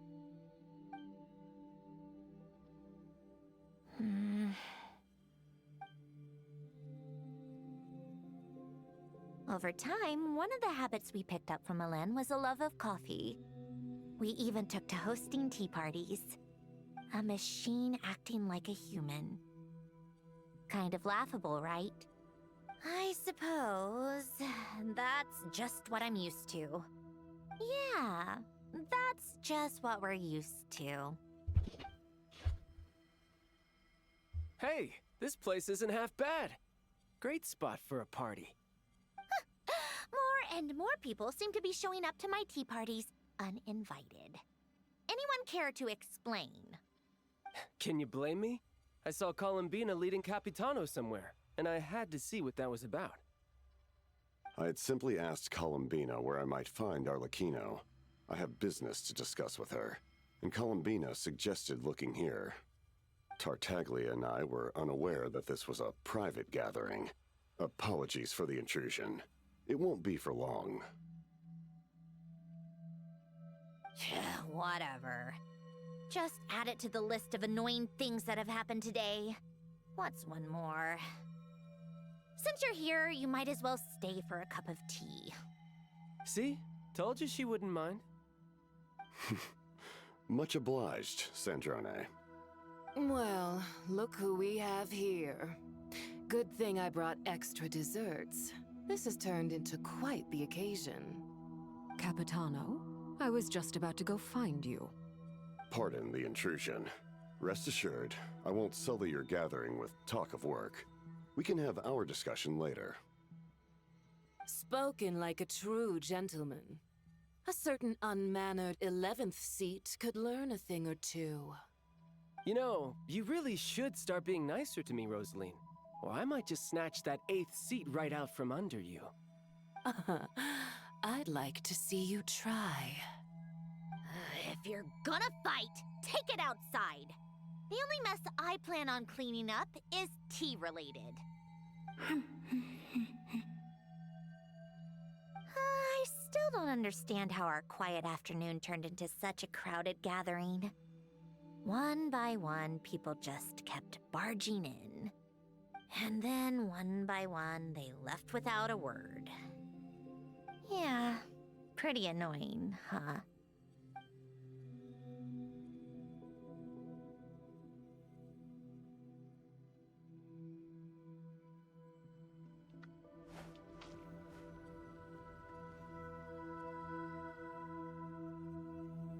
Of all my days with the Fatui, the times I spent with you, Arlecchino, and Rosaline, they were my favorite.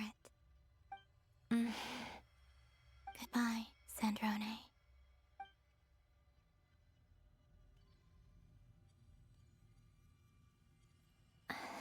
Don't go, Columbina. We should have just said that. Why didn't we? If we had, would the story have had a different ending? She couldn't stay. There was no future for her here. She would have just faded away. You're right. I suppose that's why you call me an anomaly. Every time you make a decision, there's a voice inside your heart. My voice, asking to contradict all logic and reason. Why didn't we make her stay? Is it worse to fight for something just to lose it? Or not to have fought at all? Don't you find it unfair? One by one, we keep losing the things we care about the most. But in the end, whether I want to fight for something or cry over all we've lost, you just push it down and pretend not to hear.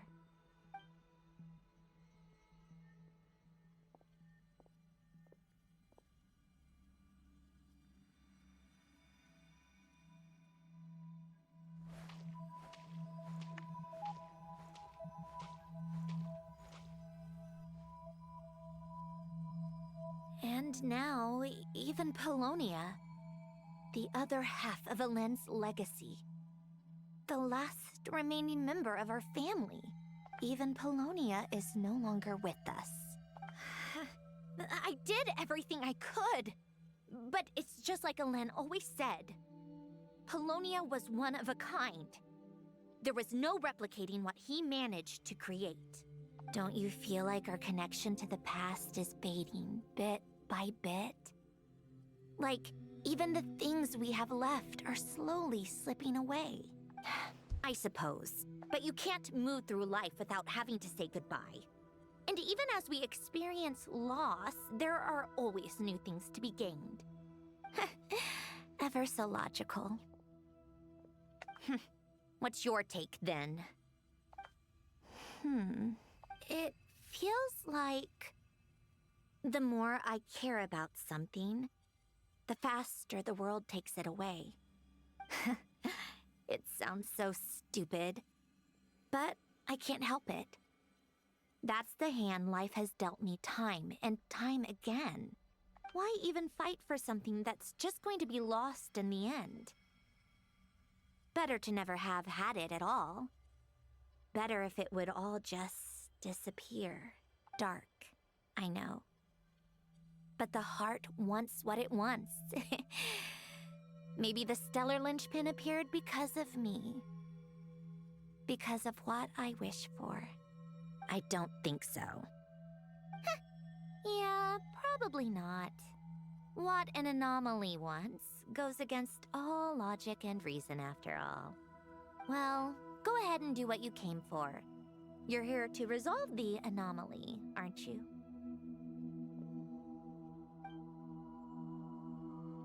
Yes. What's it gonna be? Keeping me imprisoned here like before? Or eliminating me entirely, like debugging a code? That might actually be a mercy. I don't care. I just don't want to experience the pain of loss ever again. Go ahead. I'm ready.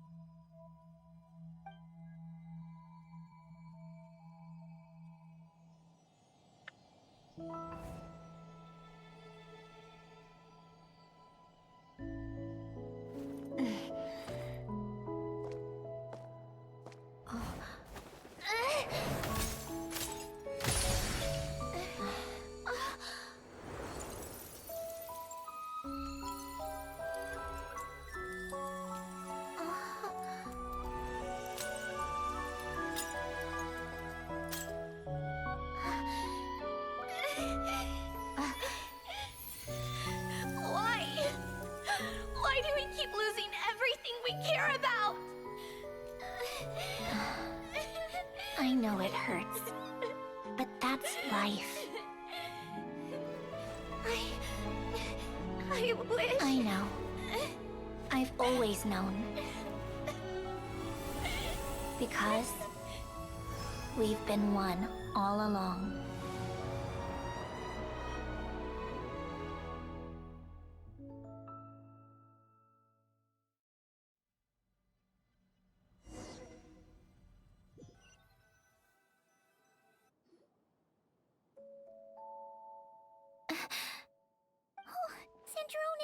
I'm fine. It's okay to cry, you know. Cry? You've got to be kidding me.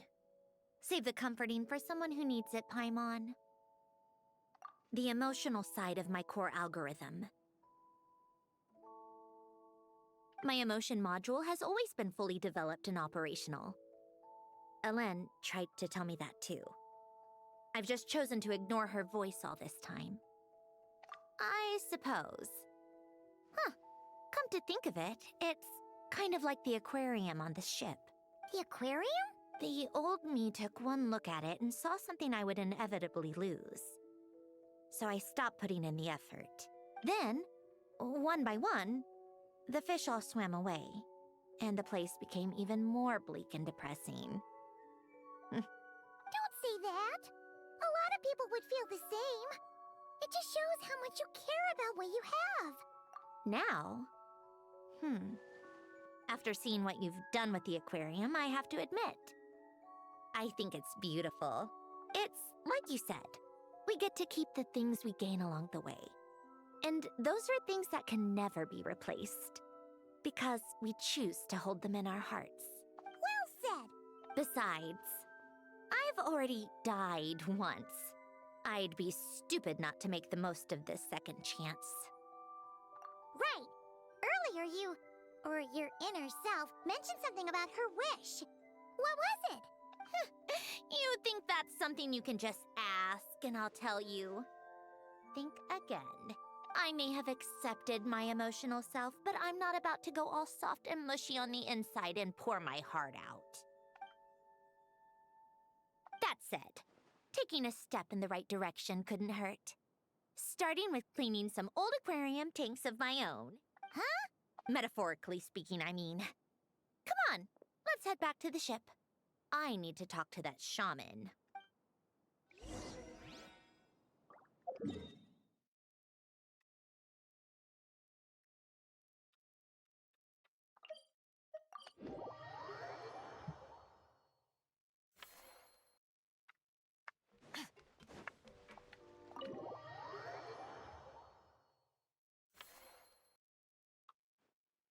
Huh?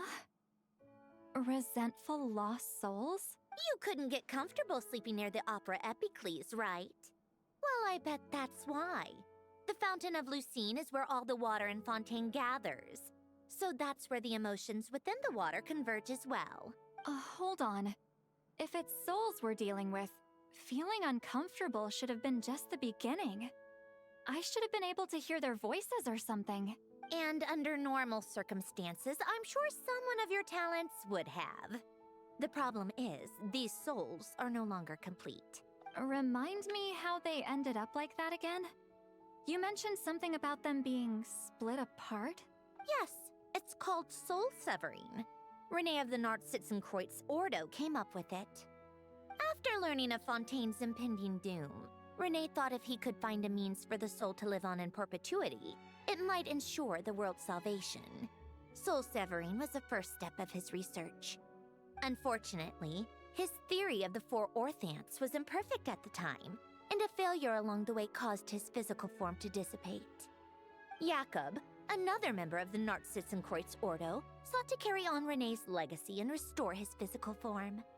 He even used some of the people who stood in his way as test subjects for his research. By severing their souls? Yes.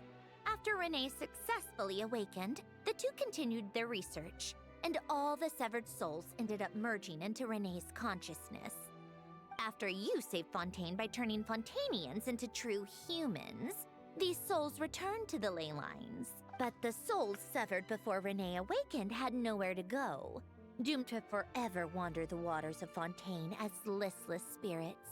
Almost as if they exist outside the bounds of this world. Unrecognized by the ley lines or fate. No wonder I couldn't sense them. Not only that, but over time, they began to fuse with other entities. Their inner resentment lured in all sorts of evil beings, which corrupted and defiled them into nothing more than accumulations of filth. But the full transformation must have been recent. Otherwise, the Udex surely would have noticed. Wait, no, he must know already. That would explain the underwater Melazine patrols. No wonder I kept running into officers from the Mara Chaussee Phantom earlier. In that case, let's go find Nervalette and we can sort it out together. No, not just yet. Why not? For one, the diplomatic castle alone would be a nightmare. Even though I haven't reported back to Snezhnaya yet, I'm not planning to leave the Fatui anytime soon. Besides, with me here, success is a done deal. Involving other people would just complicate things. All I need is for Miss Lolly to help pinpoint the location of this monstrosity. Think you can do it? With my eyes closed. This is what I do. I'm a lot better at it than manning a desk, at least. But, how exactly do you plan on resolving this soul stuff? Even to me, there's no obvious answer. Seems pretty complicated, all things considered. Just trust me. I have the perfect solution. Oh, all right. If you're that confident, we'll follow your lead. Why the sudden interest in helping Fontaine with this, Androne? You never knew Renee and the others, right? No, I didn't. And you're right. This problem has nothing to do with me. I wouldn't get within 10 feet of the Nartsitzenkreuz Ordo or its members. But in his later years, Elen told me he regretted not helping his best friend when he needed it the most. He also felt sorry towards Marianne for being too lost in his mechanical research to look after her properly. If he were still with us, I think he'd do the same. He might have a few choice words to say about it, but even after everything, he wouldn't leave his friend's mess for someone else to clean up. Friends shouldn't hold grudges or leave behind regrets. Fixing what happened between him and Renee was one of his greatest wishes. You know, you really do seem a little different now. You mean everything that just happened wasn't for nothing? Why, thank you for pointing out the obvious, Paimon. Just washing off the grime of the past. Turns out, a lot can build up after being ignored for so long. What's this about aquarium tanks all of a sudden? They go off on some grand adventure and what? Now they have their own private code? Stupid. All right then, Lolly. Tracking this thing down is up to you. Huh? Oh, right. No problem. You get this, Granny Eatsley! You, come with me to Hotel de Boer for a drink. Right now. Why? Because I said so. Miss Guillotin, I'll report back on the location tomorrow morning. Just need a drink or two first to bolster me up. Well, don't let me keep you. All right, you. Time to go. I've got scores that need settling. Huh?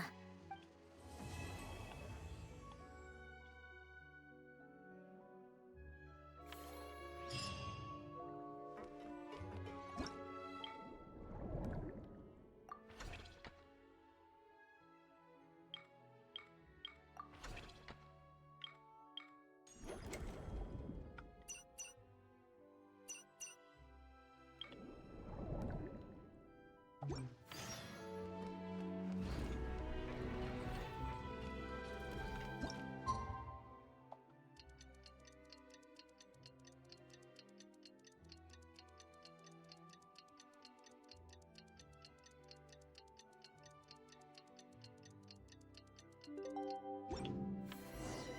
to meet up with Sandrone!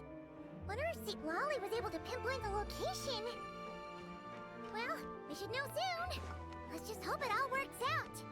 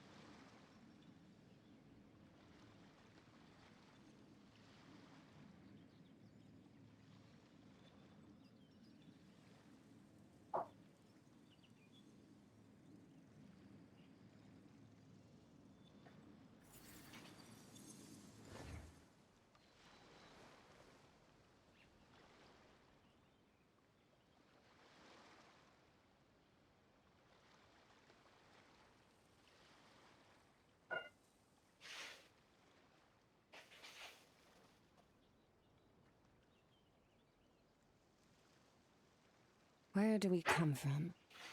And where are we going?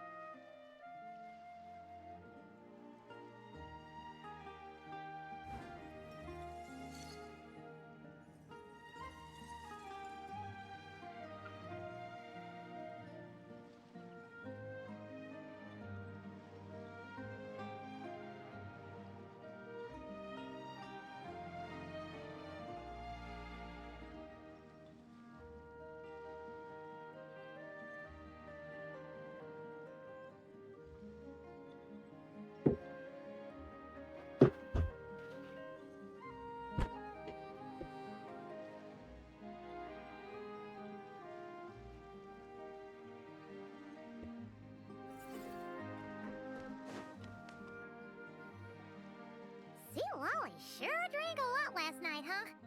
Wonder if she's even awake. Good morning. Ah! Columbina! Oh, you sure know how to make an entrance. What are you doing here? We just finished filming a last-minute scene, so I came up to get some fresh air. The others are still down below discussing what the final scene should be. You mean, how it should end? Yes, they're torn between whether the heroine should reunite with her old friend or not. Ah, because the whole point is that she came to her friend's homeland to search for her, right? Oh, Paimon almost forgot the plot. Yes. Director Farina and Miss Chiori think a tragic ending where the two never meet would be more poignant. But Director Xavier thinks having the two reunite would make for a more touching and heartwarming ending. Me?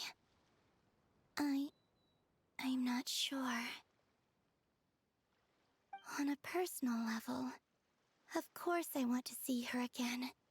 Of course I want to experience that moment where we reunite. Even if it's just for the cameras. But that means an actor would have to take her place. And that makes me feel... Oh. Huh? Yeah, don't look so worried.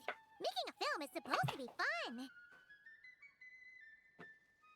Besides, it's all gonna work out. You can trust Paimon on that. Work out? How? Well, you know. Yep, exactly. Okay, I trust you. I'll just focus on having fun for now. Well, well, look who we have here. Traveler and Paimon. Oh, the lighting specialist and clapper loader that never were. Yeah. We kinda went AWOL, didn't we? Sorry about that. Seriously, don't worry about it. Everything's going smoothly on our end, so just do what you need to do. You seem to be in better spirits now, Miss Columbina. I apologize if our earlier discussion put you on the spot. It's okay. I'm fine now.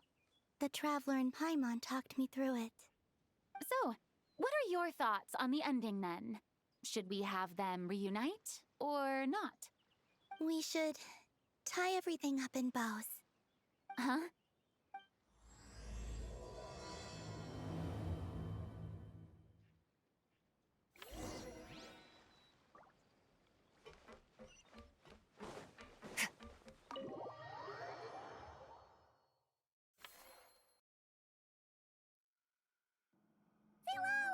We're here!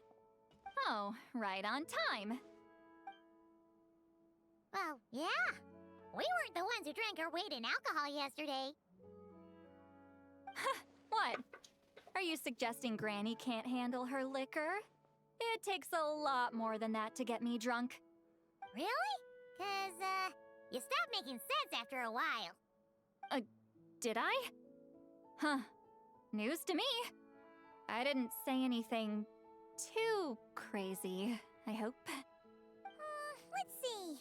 You spent half an hour bad-mouthing Auroron, half an hour complaining about work, an hour talking about light novels, and, Paimon kind of fell asleep after that.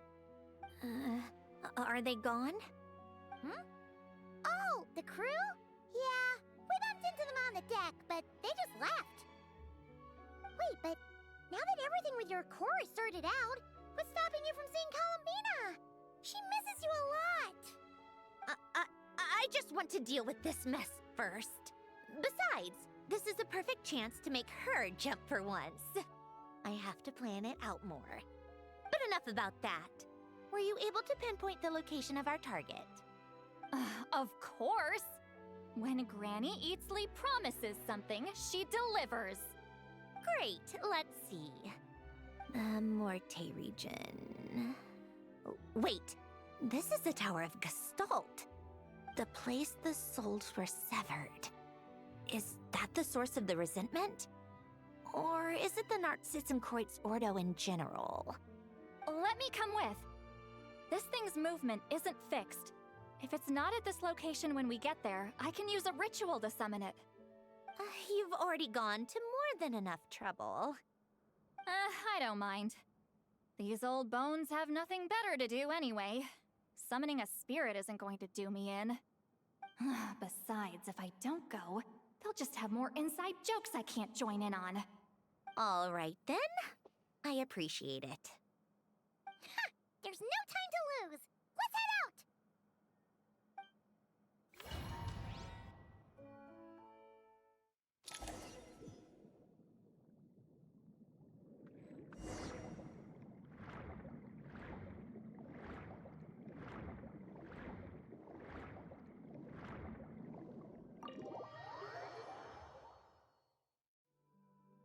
Huh, no sign of it so far. Should I start the summoning ritual? Let's drain the water from this floor of the tower first. It'll make it easier to move around. Wait, we can do that? Of course. Alan and Renee both saw the future that awaited Fontaine and even shared a few methods for waterproofing buildings. The principle behind it is, not important. Just unlock the mechanisms in the order I tell you.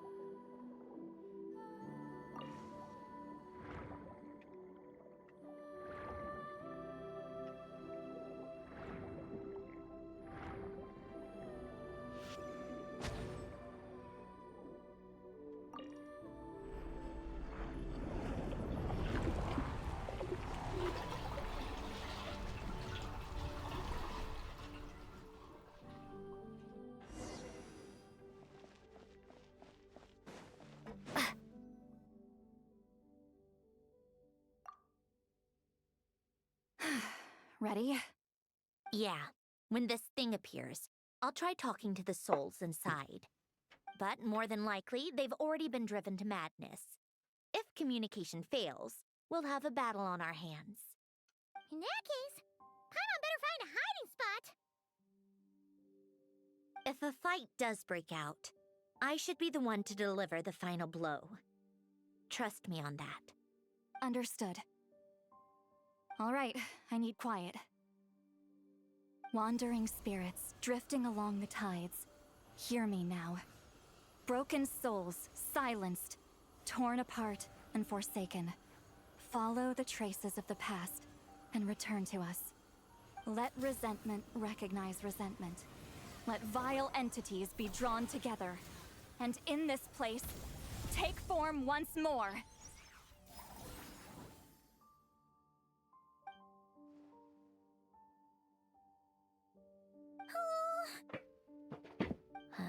What now? Is that it? This is exactly why I deal in math, not magic. How are we supposed to know what stage the spell is at? It's like there's no logic to speak of. Mechanical science is so much easier to...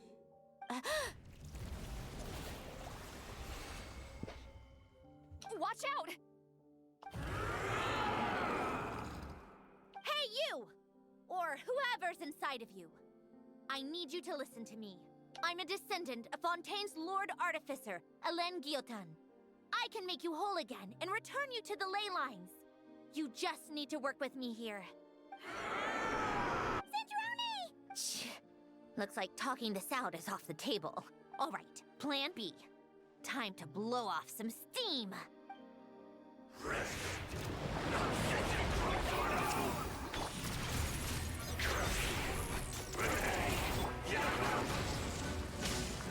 You're cursing out the wrong person! I didn't even know them!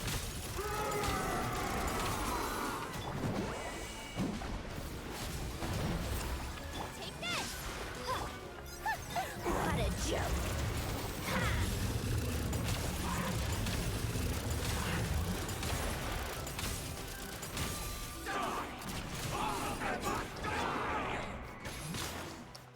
Most of them already did, but you still have a chance to return to the ley lines and reunite with your family. Just work with me here.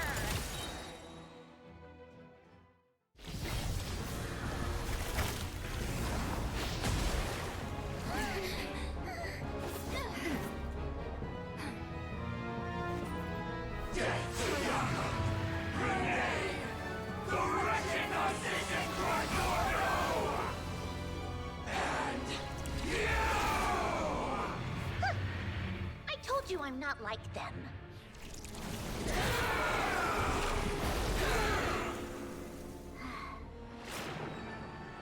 I'm stronger. Inverted. World formula. Reversion.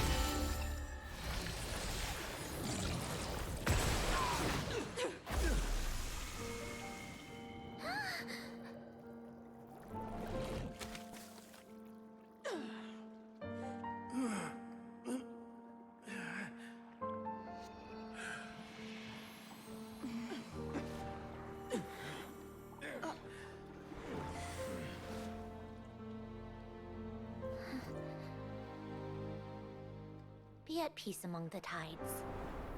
Lost souls.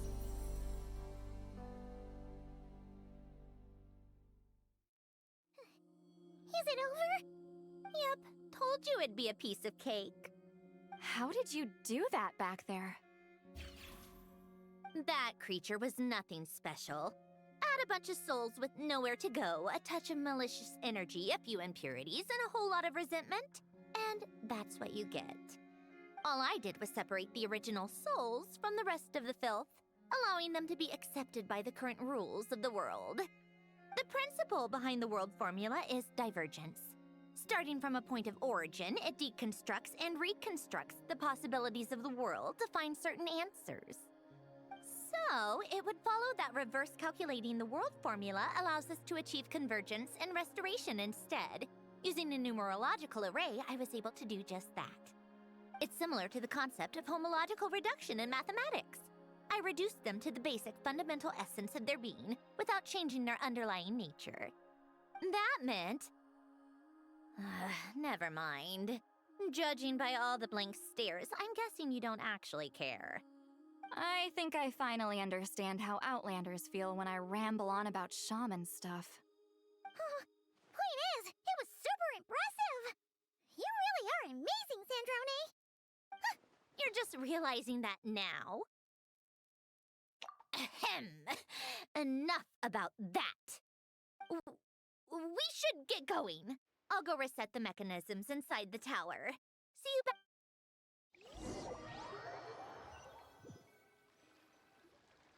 Well, that's one old mess for the books. Glad to have that over and done with. Feels nice to do a good deed every once in a while.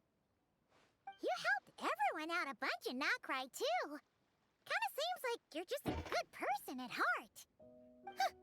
I wouldn't be so sure. I'll be heading back to the Fatui soon enough. You two are too trusting sometimes. Fine. Just don't say I didn't warn you when it comes back to bite you. Well, where to next? Back to the ship? Yeah! Your personal business, the Narcitsan thing, it's all resolved. That means you can see the people that need seeing now, right, Sandrone? Everyone's gonna be so happy you're back! You wouldn't catch me dead admitting to this before, but... yeah, I really have missed everyone. Columbina's a special case, though. This time, I'm definitely getting her back for all her annoying antics over the years.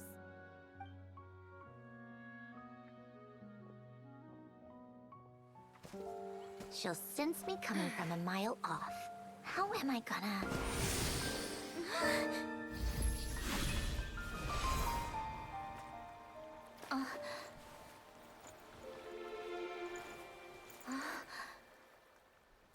Sandrone? Is it really you? You're back? You didn't tell me. You avoided me. Why?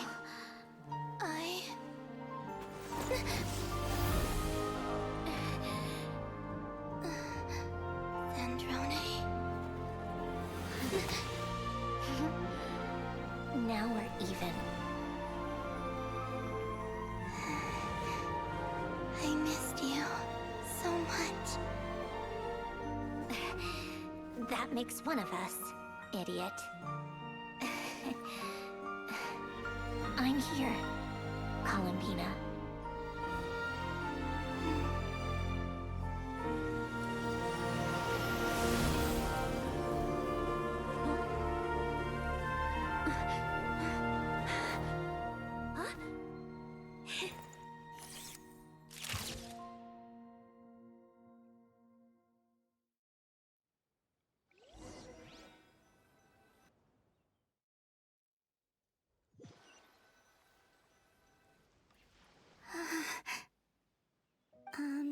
Sandrone.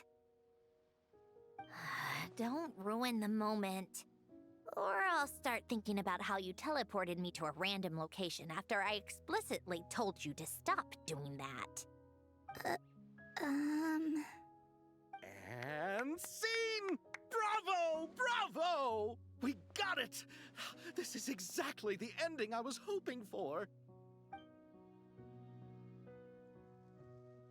Huh? Where did you just go, Miss Columbina? You vanished, and then the next second you were back hugging this, new friend here. That was all on camera? Yeah.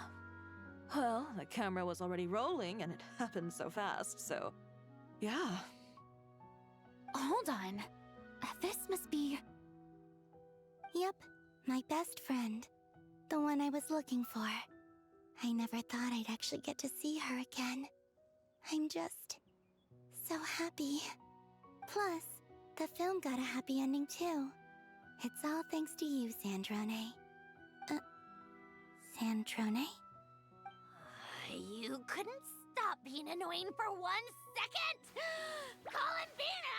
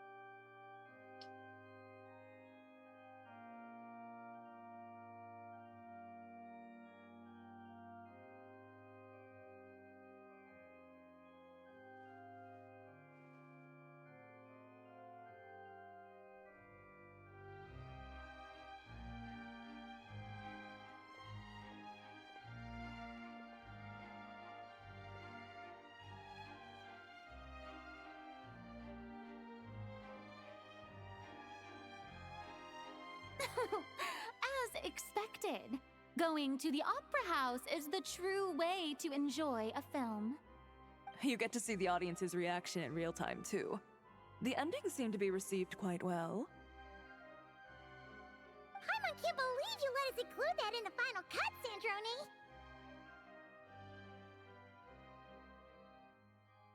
You even agreed to help us reshoot a couple of shots. Thanks a million.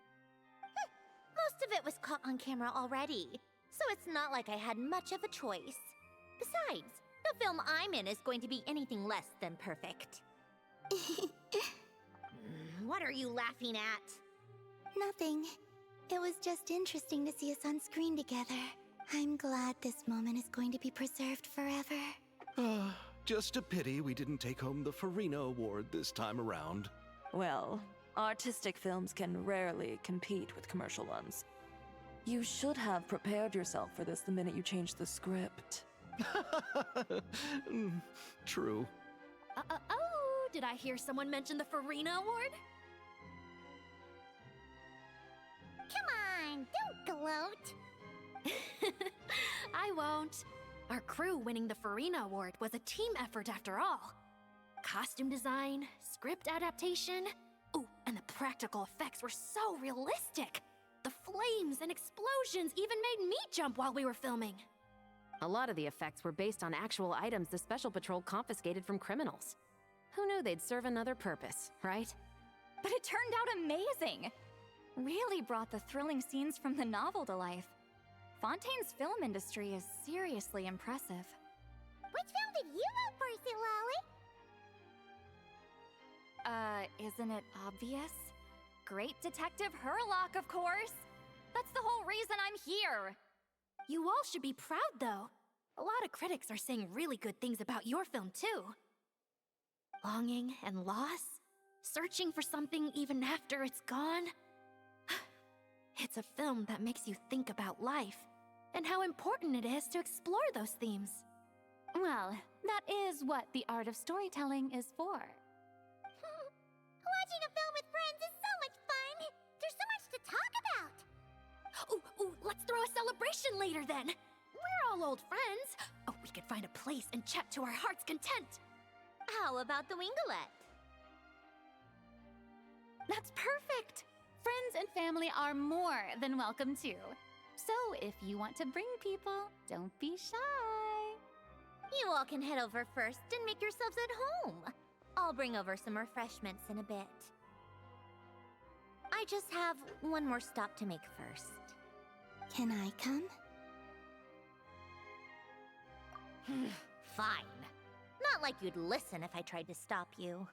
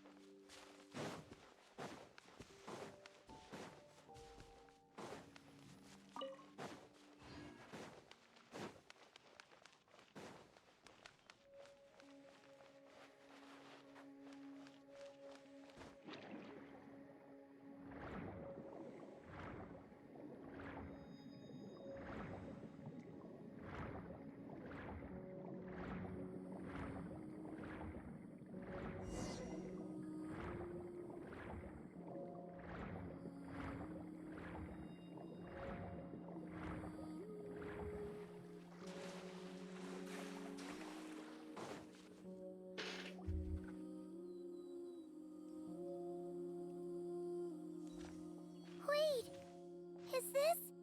Yes. Here lies Lord Artificer, Elaine Guillotin. This is his grave. Oh. I'm sorry, Ellen. I'm sorry this is the first time I've been back since leaving Fontaine. I should have come to see you more often. I got your gift. I even cleaned up one of the Narcitzenkreuz Ordo's messes along the way. Our home is just as quiet and warm as it always was. The flowers in the garden are still thriving. I'll make sure to tend to them more often from now on. Polonia received irreparable damage in battle. I should have taken better care of your invention. I'm sorry. Polonia was family to me. Just like you. You always said I was a fast learner. But I'm not so sure. It took me far too long to learn the things that truly matter. I never said this to you back then, but... Thank you for creating me. For giving me the chance to experience life. Being your family meant everything to me. Absolutely everything. Can I say a few words as well, Sandrone? Don't need my permission. Hello, Mr. Guillotin. I'm Sandrone's friend. You don't need to worry. Sandrone is doing great. Not only is she a brilliant scholar, she's made a whole bunch of friends, too. And she takes great care of them. As if... She'll never admit it, but she's always there when her friends need it the most. I wouldn't even be here without her. So, if she ever needs help, her friends will be there in a heartbeat, including me. That's what best friends are for. Columbina. What else? Oh, she likes drinking bitter coffee, listening to piano music when she can't sleep. Turns out she even likes giving hugs. No, wait! Don't tell him all that! Huh? I don't understand. I didn't think you'd want to hide things from him. Well, yeah. But there are still things I don't want to say. Okay. I'll come by myself and tell him for you then. That's not what I meant! Alright. Enough with the speeches. If no one has anything else to add, let's just leave it there. Should we say a few words too? Kinda seems like Columbina said it all. Oh, great idea!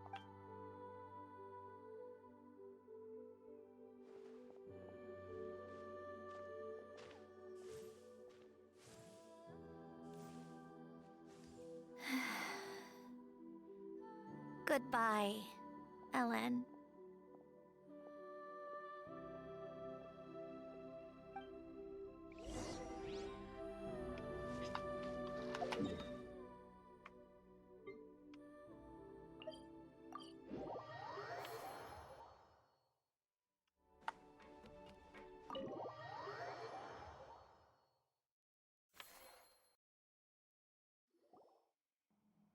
You made it!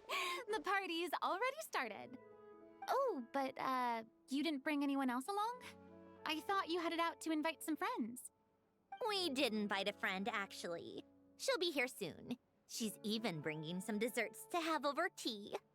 You should join us later, Miss Farina. I do love a tea party. Then don't mind if I do. This seems like a fun occasion. Let's go talk with everyone. Good idea! We'll introduce you to all our old friends.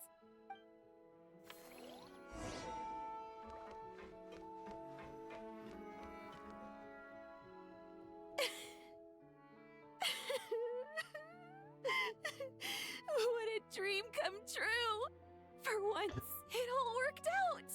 I can die without regrets. Let's not get too ahead of ourselves, Director Lapine Polly. What was in that piece of cake you just handed her, Escoffier? Maritime flowers, eggs, flour, same as all the other pieces. What, you think I tampered with it? Playing a detective in real life now too, are we? Oh, it's so delicious! I'm so happy! Miss Lapine Pauline, look who I brought! Master! Wait, what happened to your face? Why are you crying? Never mind my face. Here, let me introduce you.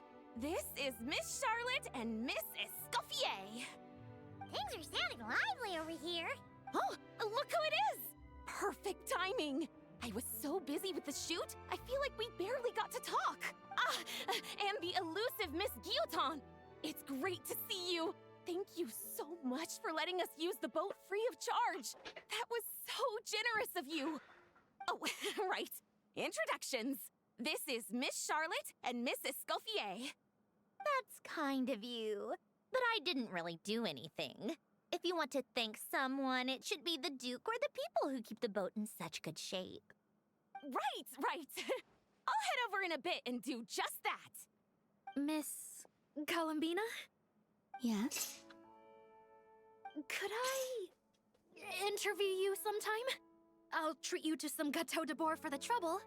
There's only a limited amount available each day. Oh, but it's an absolute must-try when you're in Fontaine. Oh, sure. Bold of you to use my own cake as a bribe right in front of me. You know what? When else are we all going to be together like this? Come on, everyone! Grab your drinks!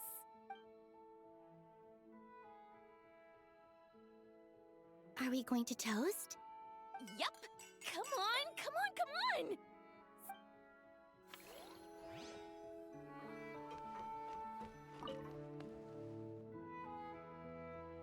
Granny Ixximixxi, you're really not going to let us borrow these cute little stuffed toys for our magic show?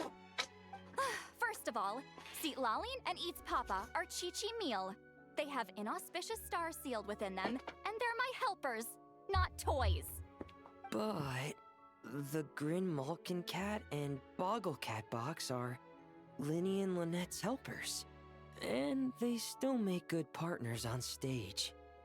Agreed. We've never had a Chi-Chi meal pop out of our hats before. It would be quite the surprise. I think the audience would love it.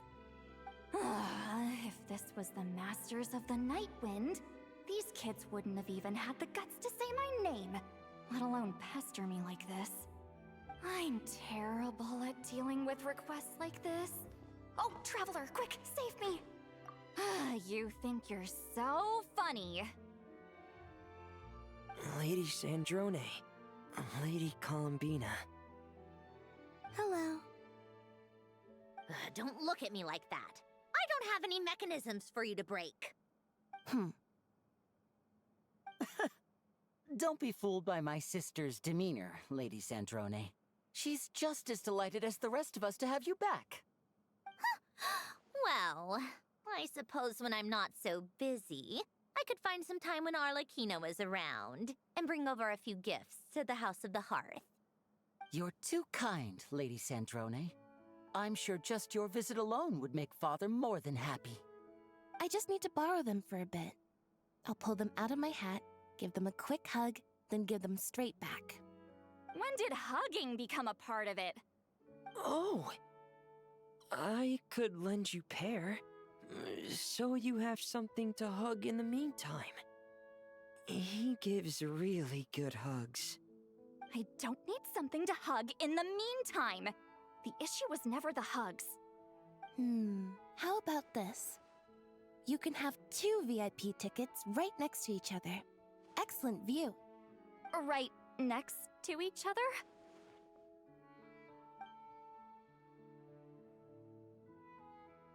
Yep, super quiet.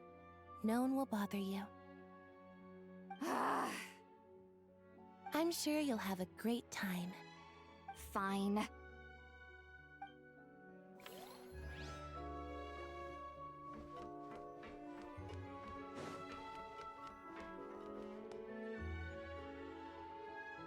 Wait a second. Mr. Baptiste and Veronique! Friends of yours? Veronique is the prop manager for Musketeer Pictures. And Mr. Baptiste is the author of The Two Musketeers. Yeah, former prop manager. Now we're just 2 criminals serving our time. Thanks to Duke Risley and Nurse Sigewinne looking out for us. Not too bad, actually. You make it sound like I'm giving you special treatment. I just think the method of justice you chose to pursue is one people can respect. You are far too modest, Your Grace. The only reason we were even able to come to the surface for the festival is because you fought for it. It's also just good for the physical and mental health of the prisoners in general. Anyway, I suppose I have you to thank for keeping the winglet in such good shape. I never knew she could look so striking. I didn't do anything special. It was mostly the Traveler and the others. Don't sell yourself short, Miss Guillotin. You are the current captain, after all. In light of that, I have to ask, do you mind if I leave up some of the installations so the people back at the fortress can also enjoy the aquarium? Huh? Like I said before, I just think it would be good for the inmates who clean and maintain the winglet to see their work put to good use. Besides, maintaining an aquarium is sure to be a lot more interesting than scrubbing rust off the walls and deck. Of course I don't mind. I'm grateful you even want to keep it. Great.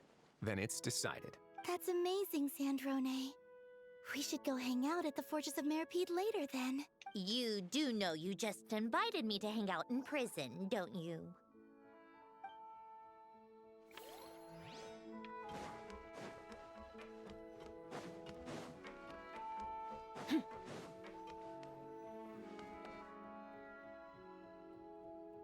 You made it. Sorry for starting the celebrations without you. No worries at all. We're just glad everyone's having such a great time. Oh, right. You've probably seen them around already, but let us introduce you for real. This is... Miss Columbina and Miss Guillotin, right? Oh, we saw the film you were in. It was so touching. Yep. This one started bawling her eyes out right next to me in the theater. I know. I didn't bring nearly enough tissues. Thanks. We saw your film too. I memorized all your names. Oh, guess we can skip the introductions then. Our effects were pretty over the top, right? Some of the extras in the big scenes were actual members of the Spina di Rosula.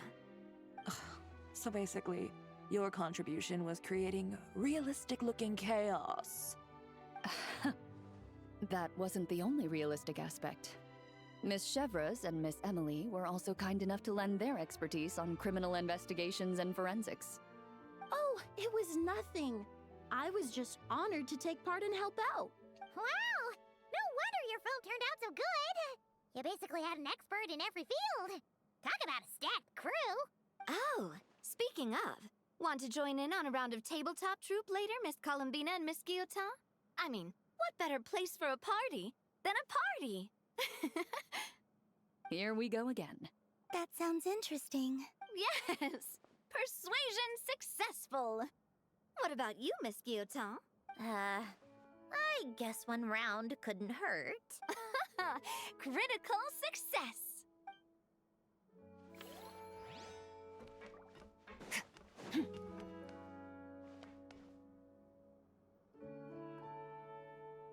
Nervalat! You came to the celebration too! Yes, I can only hope my presence does not make anyone ill at ease. Who's this? All right! This is Nervalette, the Udex of Fontaine. And this is Columbina and Cendrone. Greetings. Hello. These two must be the Fatus and former Fatus related to the recent incident in Nodcry. I read about them in the diplomatic report. The Udex? Oh, the dragon that cries a lot. Oh, Jeez, Columbina. That's your takeaway from all those Fatui meetings? Seriously? is that truly how I'm portrayed in the Fatui's intelligence? You must put a lot of people in prison then. Well, it would be more accurate to say I pass judgment on their crimes. All trials in Fontaine strive for fairness and justice, so as to avoid imprisoning the innocent. So, only the people who deserve it get sent to prison. Well, deserve is quite a subjective metric, is it not?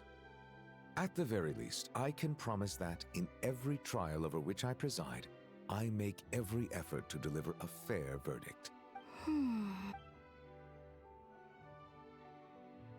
Yeah. Oh, for the love of... What is she doing now? You seem like a good dragon. Not the kind that throws people in prison for no reason.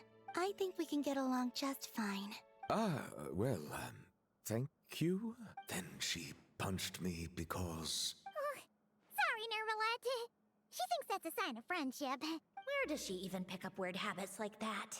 Ah, I see. I believe I have observed people on the streets of Fontaine expressing affection in a similar manner. I suppose I now know what it feels like. Yes. Quite, abrupt. You know, these two are surprisingly alike. Oh, looks like Arlecchino's here. Come on, Columbina. Let's go have ourselves a tea party. Well, it's been quite some time since the three of us gathered to drink tea like this. Yes. But your tea is as good as ever, Cendrone. Of course it is. The pastries you brought aren't half bad either, Arlecchino. I'm glad to hear it. Are they to your liking, Miss Farina? If I remember correctly, this particular cake is your favorite. Yes, thank you. The tea and pastries are absolutely delicious.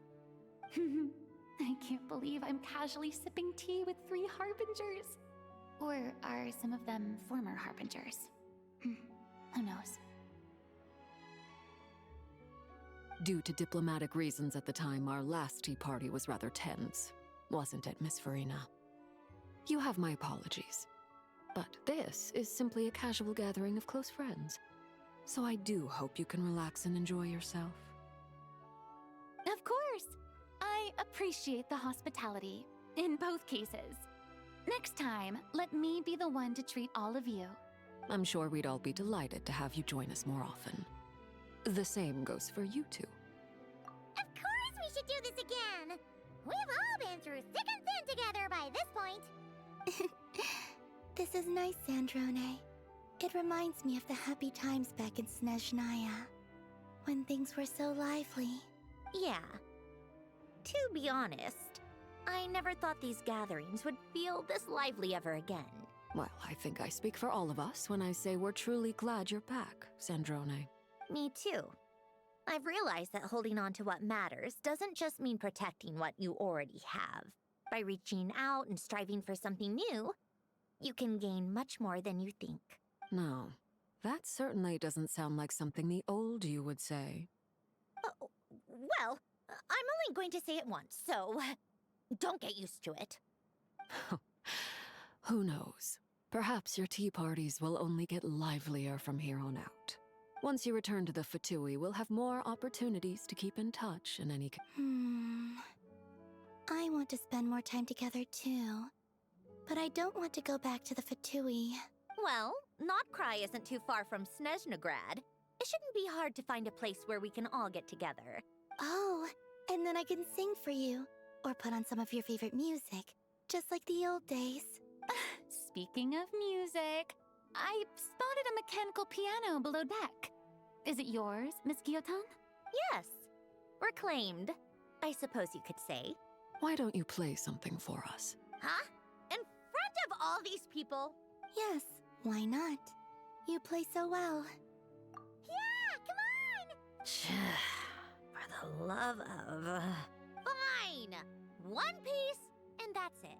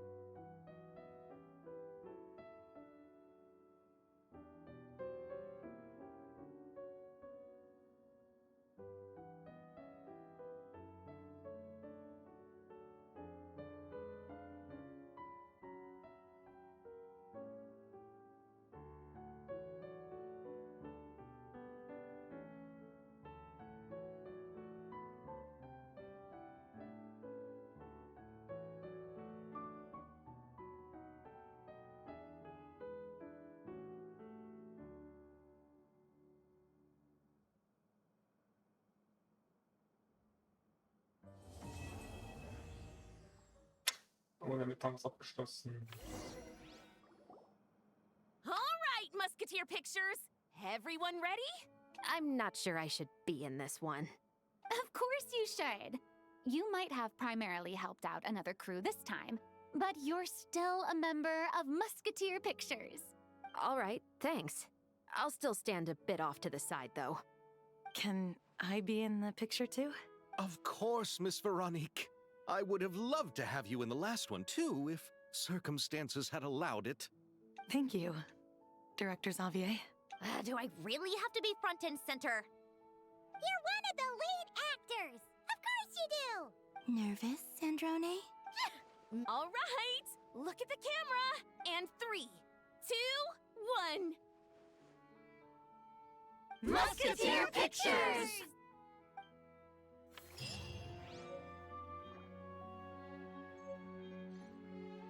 Ich muss dann abgeschlossen haben. Ich will natürlich auch ein bisschen. Das ist gut.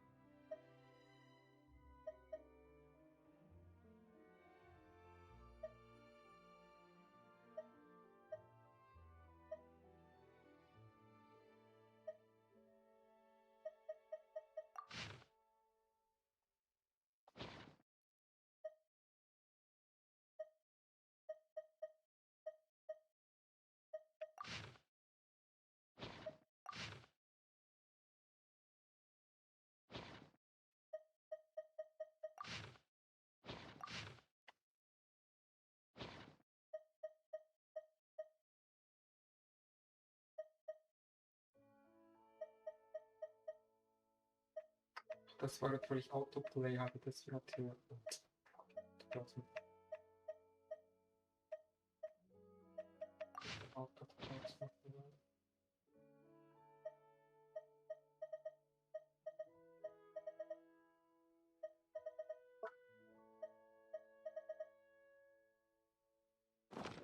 schon hier reinkommen, wenn ich gerade. Okay, Leute, die Quest ist noch. Okay, dann ist abgeschlossen. So, die Quest ist jetzt. Die Frage ist jetzt, wie stark die Mondkiste. Mondkiste ist hier. Wir werden aber das nicht heute machen. Die Quest sollte auch so schon lang genug dauern. Wobei machen wir das nächste Mal. Jetzt muss ich die Quest noch starten. Insgesamt war das jetzt cool. Hat ein bisschen länger gedauert. Und jetzt Weihnachtstage den Mond zu erkunden und die Quest zu machen. Mit 8 Songs. Das ist wieder Wonderlands. Theater. So, das. Wo bekommen wir sie jetzt? Jetzt kann man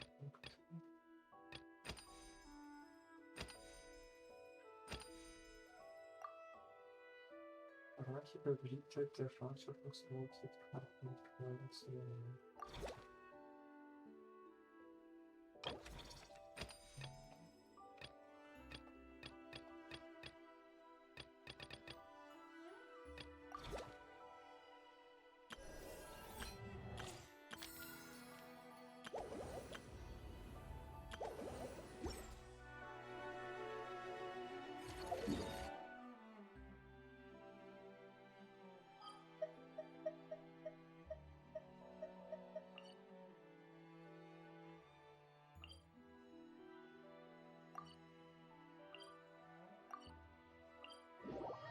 Oder man sieht das so.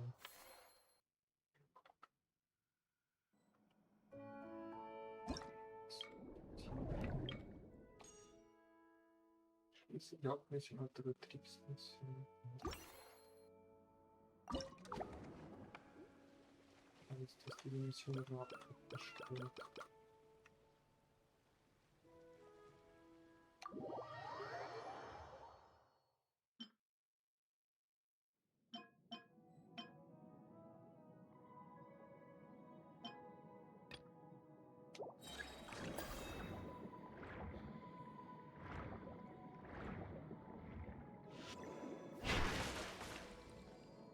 Mir ist das nicht ganz ersichtlich, das mal was wir machen müssen. Und das muss sympathisch sein.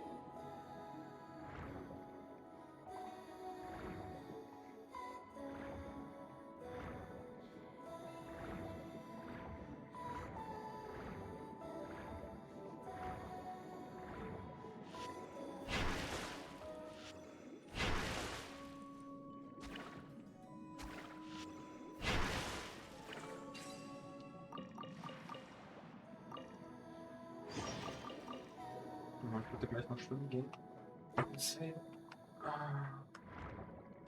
Machen wir das hier noch, dann machen wir morgen die Mondquest. Aber ich muss auf die Teamseite starten. Wenn wir da erkunden können, ist doch die Mondquest.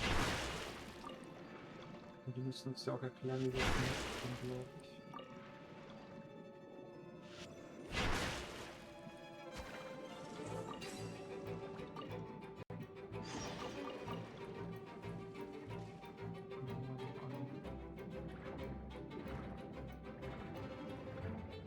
Insgesamt war die Quest aber gerade gemacht. Jetzt kriegt ein bisschen angezogen. Aber wir haben das schon gut erklärt, wieso sie kommt. Außer halt ihre neue Waffe. Ich finde, da hätten die noch ein bisschen nicht erklärt, wie sie an ihre neue Waffe gekommen ist.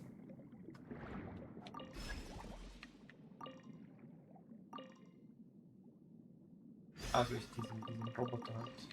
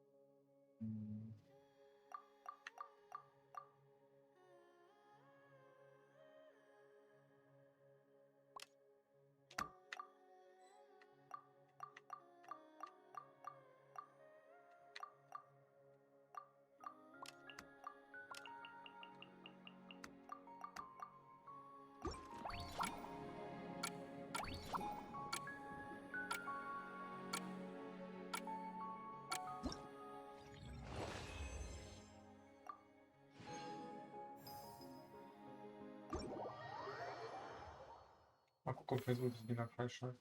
Ansonsten ist das auch nicht.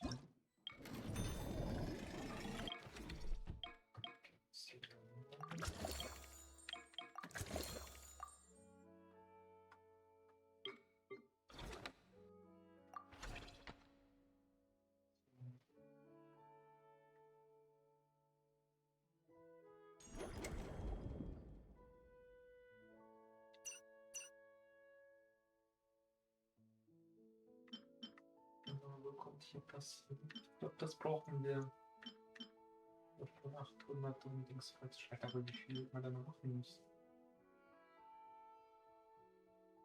Schlüssel. Ich kann das sein, das Ritters. Das sein.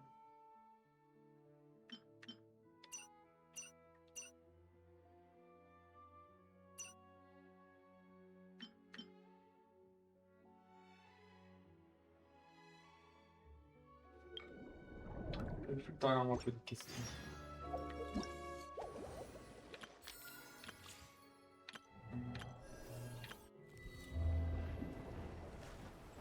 Ja, das ist es.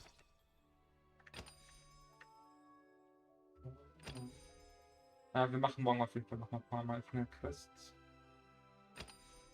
Dann wollen wir die mal. Aber ich muss das mal, man muss echt viel machen, um das ja freizuschalten. 40 Tage, okay. Aber 40 Tage reicht. Na, das wird jetzt dann mit der Zeit freigeschaltet. Das Hauptmess und Betriebsmission.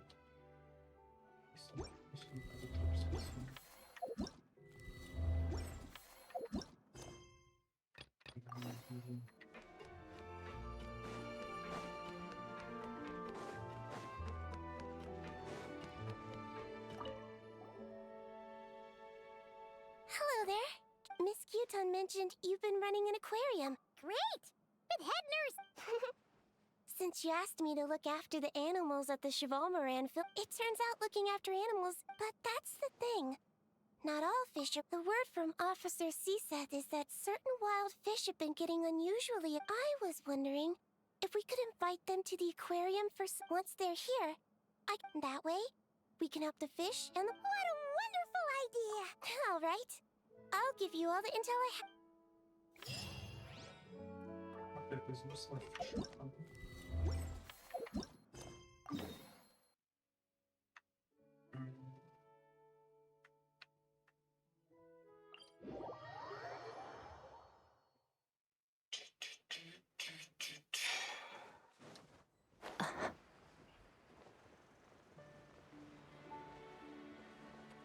Frag mich mal Skirk. Ich glaube, Skirk ist wirklich, wenn wir auf den nächsten Planeten gehen, wird wahrscheinlich die Skirk-Hauptquest sein. Dass wir dann mit Skirk nächstes Jahr auf den Genshin 2 Server raufgehen.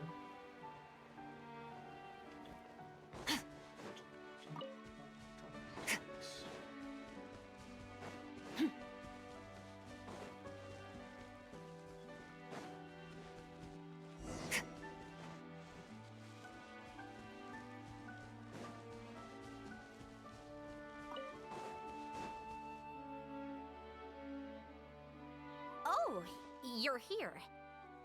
Hiya, Sandrone! Huh? Didn't your letter say we were having a tea party? How come there's nothing here? I bet you'd love that, Paimon. You really think I'd forget the food? Whoa! Did that table just appear out of thin air? Impressive, right? This is my newly developed portable tea table. It's easy to carry and store, and even equipped with a hover device.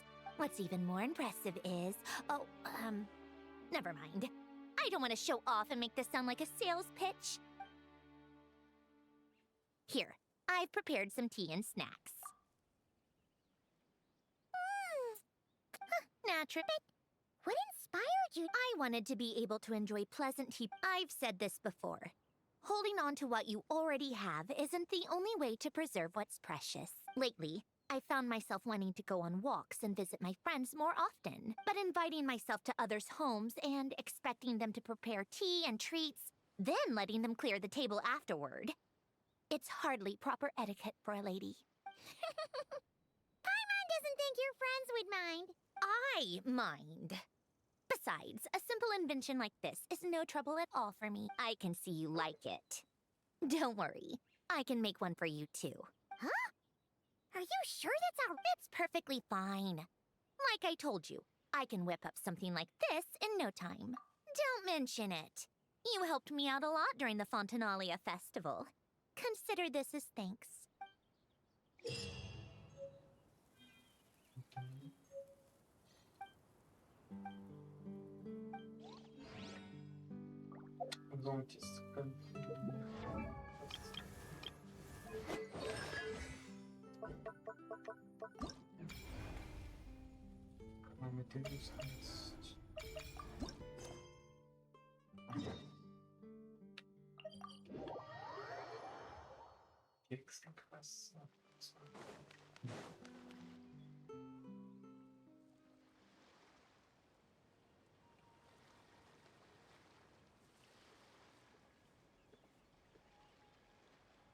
Is it coming back to you yet, Chi-Chi?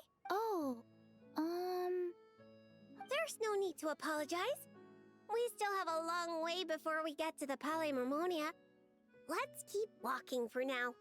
I'm sure you'll remember where your home is soon. Look, it's Chi-Chi, and she's with the Mellozine. Huh. That's a combo Paimon wasn't expecting to see. Traveler and Paimon. You know Chi-Chi? Fantastic news! I ran into her while investigating near Lumadus Harbor. Judging by her size, I figured she was a human child. Right!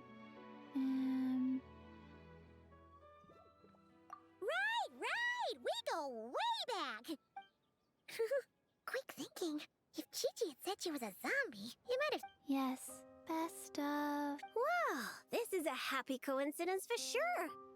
To be honest, this is the first time I've ever found myself completely at a loss. I take it you know about her memory issues? She can hardly seem to remember anything besides her own name. Chi-Chi gets like that sometimes. Poor child. I was going to take her back to the Maréchaussée Phantom and let her stay there for a while. But I hoped she might get some of her memories back on the road. Since you're such good friends, I take it you know where she lives?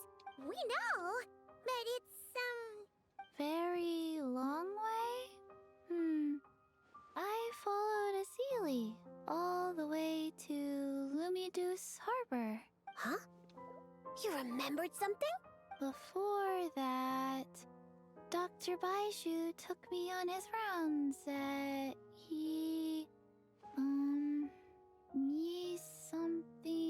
something. Oh! Baiju took you to Yilong Wharf, right? Detective Paimon thinks she knows what happened. Baiju took Chi-Chi to visit patients at Yilong Wharf. Good thing Paimon and the Traveler read Robin versus Chesterton. Aha! Well, that checks out. I'll take Chi-Chi. Oh, you're right! Paimon almost forgot about that. Berbeloth? Are you there? Can you hear us?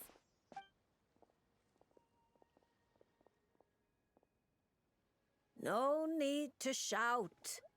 I've been here all along. I simply didn't want to interrupt your conversation.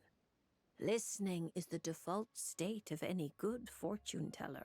This Seeley's so-called guidance could also be considered the guidance of fate. Since you're here, Chi-Chi, why not let me read your fortune? Oh dear, Barbie, allow me to interject.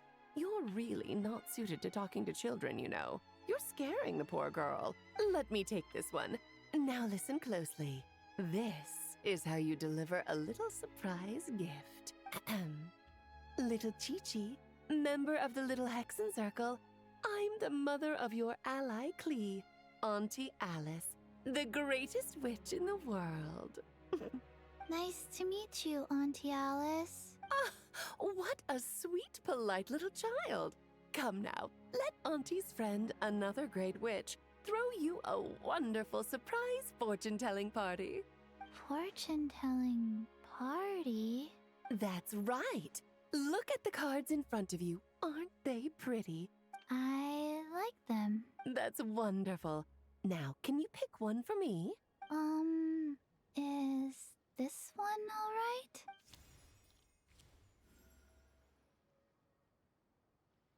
Of course. And because you were so wonderfully well behaved, that card is yours to keep. Thank you. All right, Barbie, break time's over. Come help little Chi-Chi with her reading. Oh, you don't need to shake me awake. I've been listening the whole time. Upright hanged man. Very few people draw this card.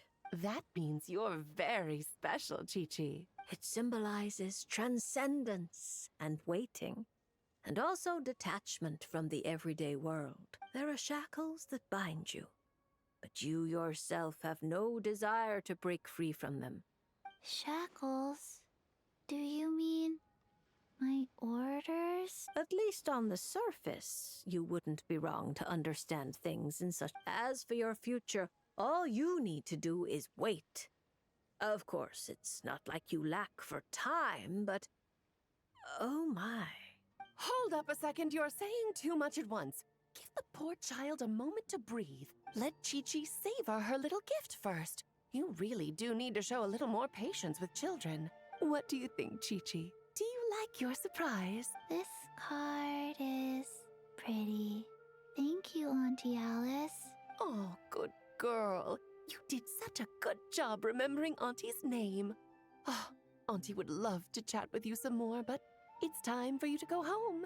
If Auntie Barbie has more to say, then next time the Hexen Circle meets, she can make a prophecy for every little witch who attends. Wouldn't that be lovely? Could you not add to my workload without asking me first? Then it's settled. See you next time, Chi-Chi, and all of you witnesses. Bye-bye, Auntie Alice and Auntie Alice's, best of friends. Phew! Is that all over now? Did those two voices just come from this doll? No, that's not important right now. Chi-Chi, let's go find that Dr. Baiju of yours.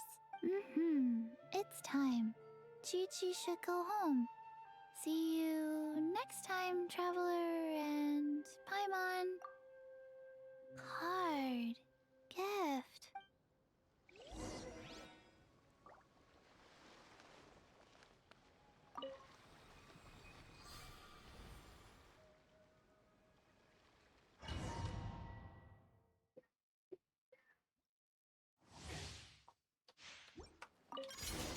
Go. Nowhere to hide. Fast orders given. Orders received. Click. Ha, hip, incoming. Ha, ha, hip, yeah. Cut to the chase. Hip. Speed of light. Hup. Rise. Ha. Yeah. Ha. Don't blink. Ha. Sacred name. Fortune preserver. Nowhere to hide. Incoming. Hey! Go. Click.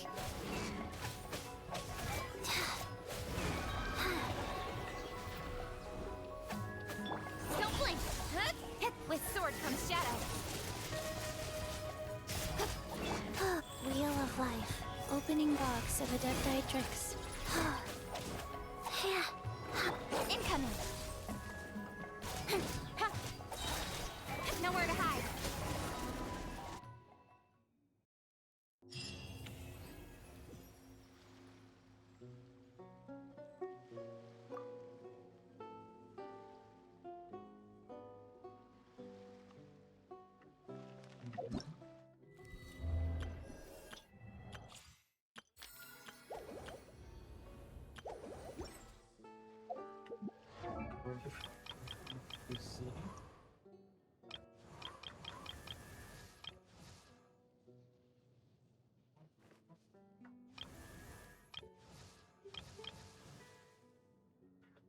Okay, das machen wir auch mal. Noch alles mal nachzusitzen. Das war's für heute mit Genshin.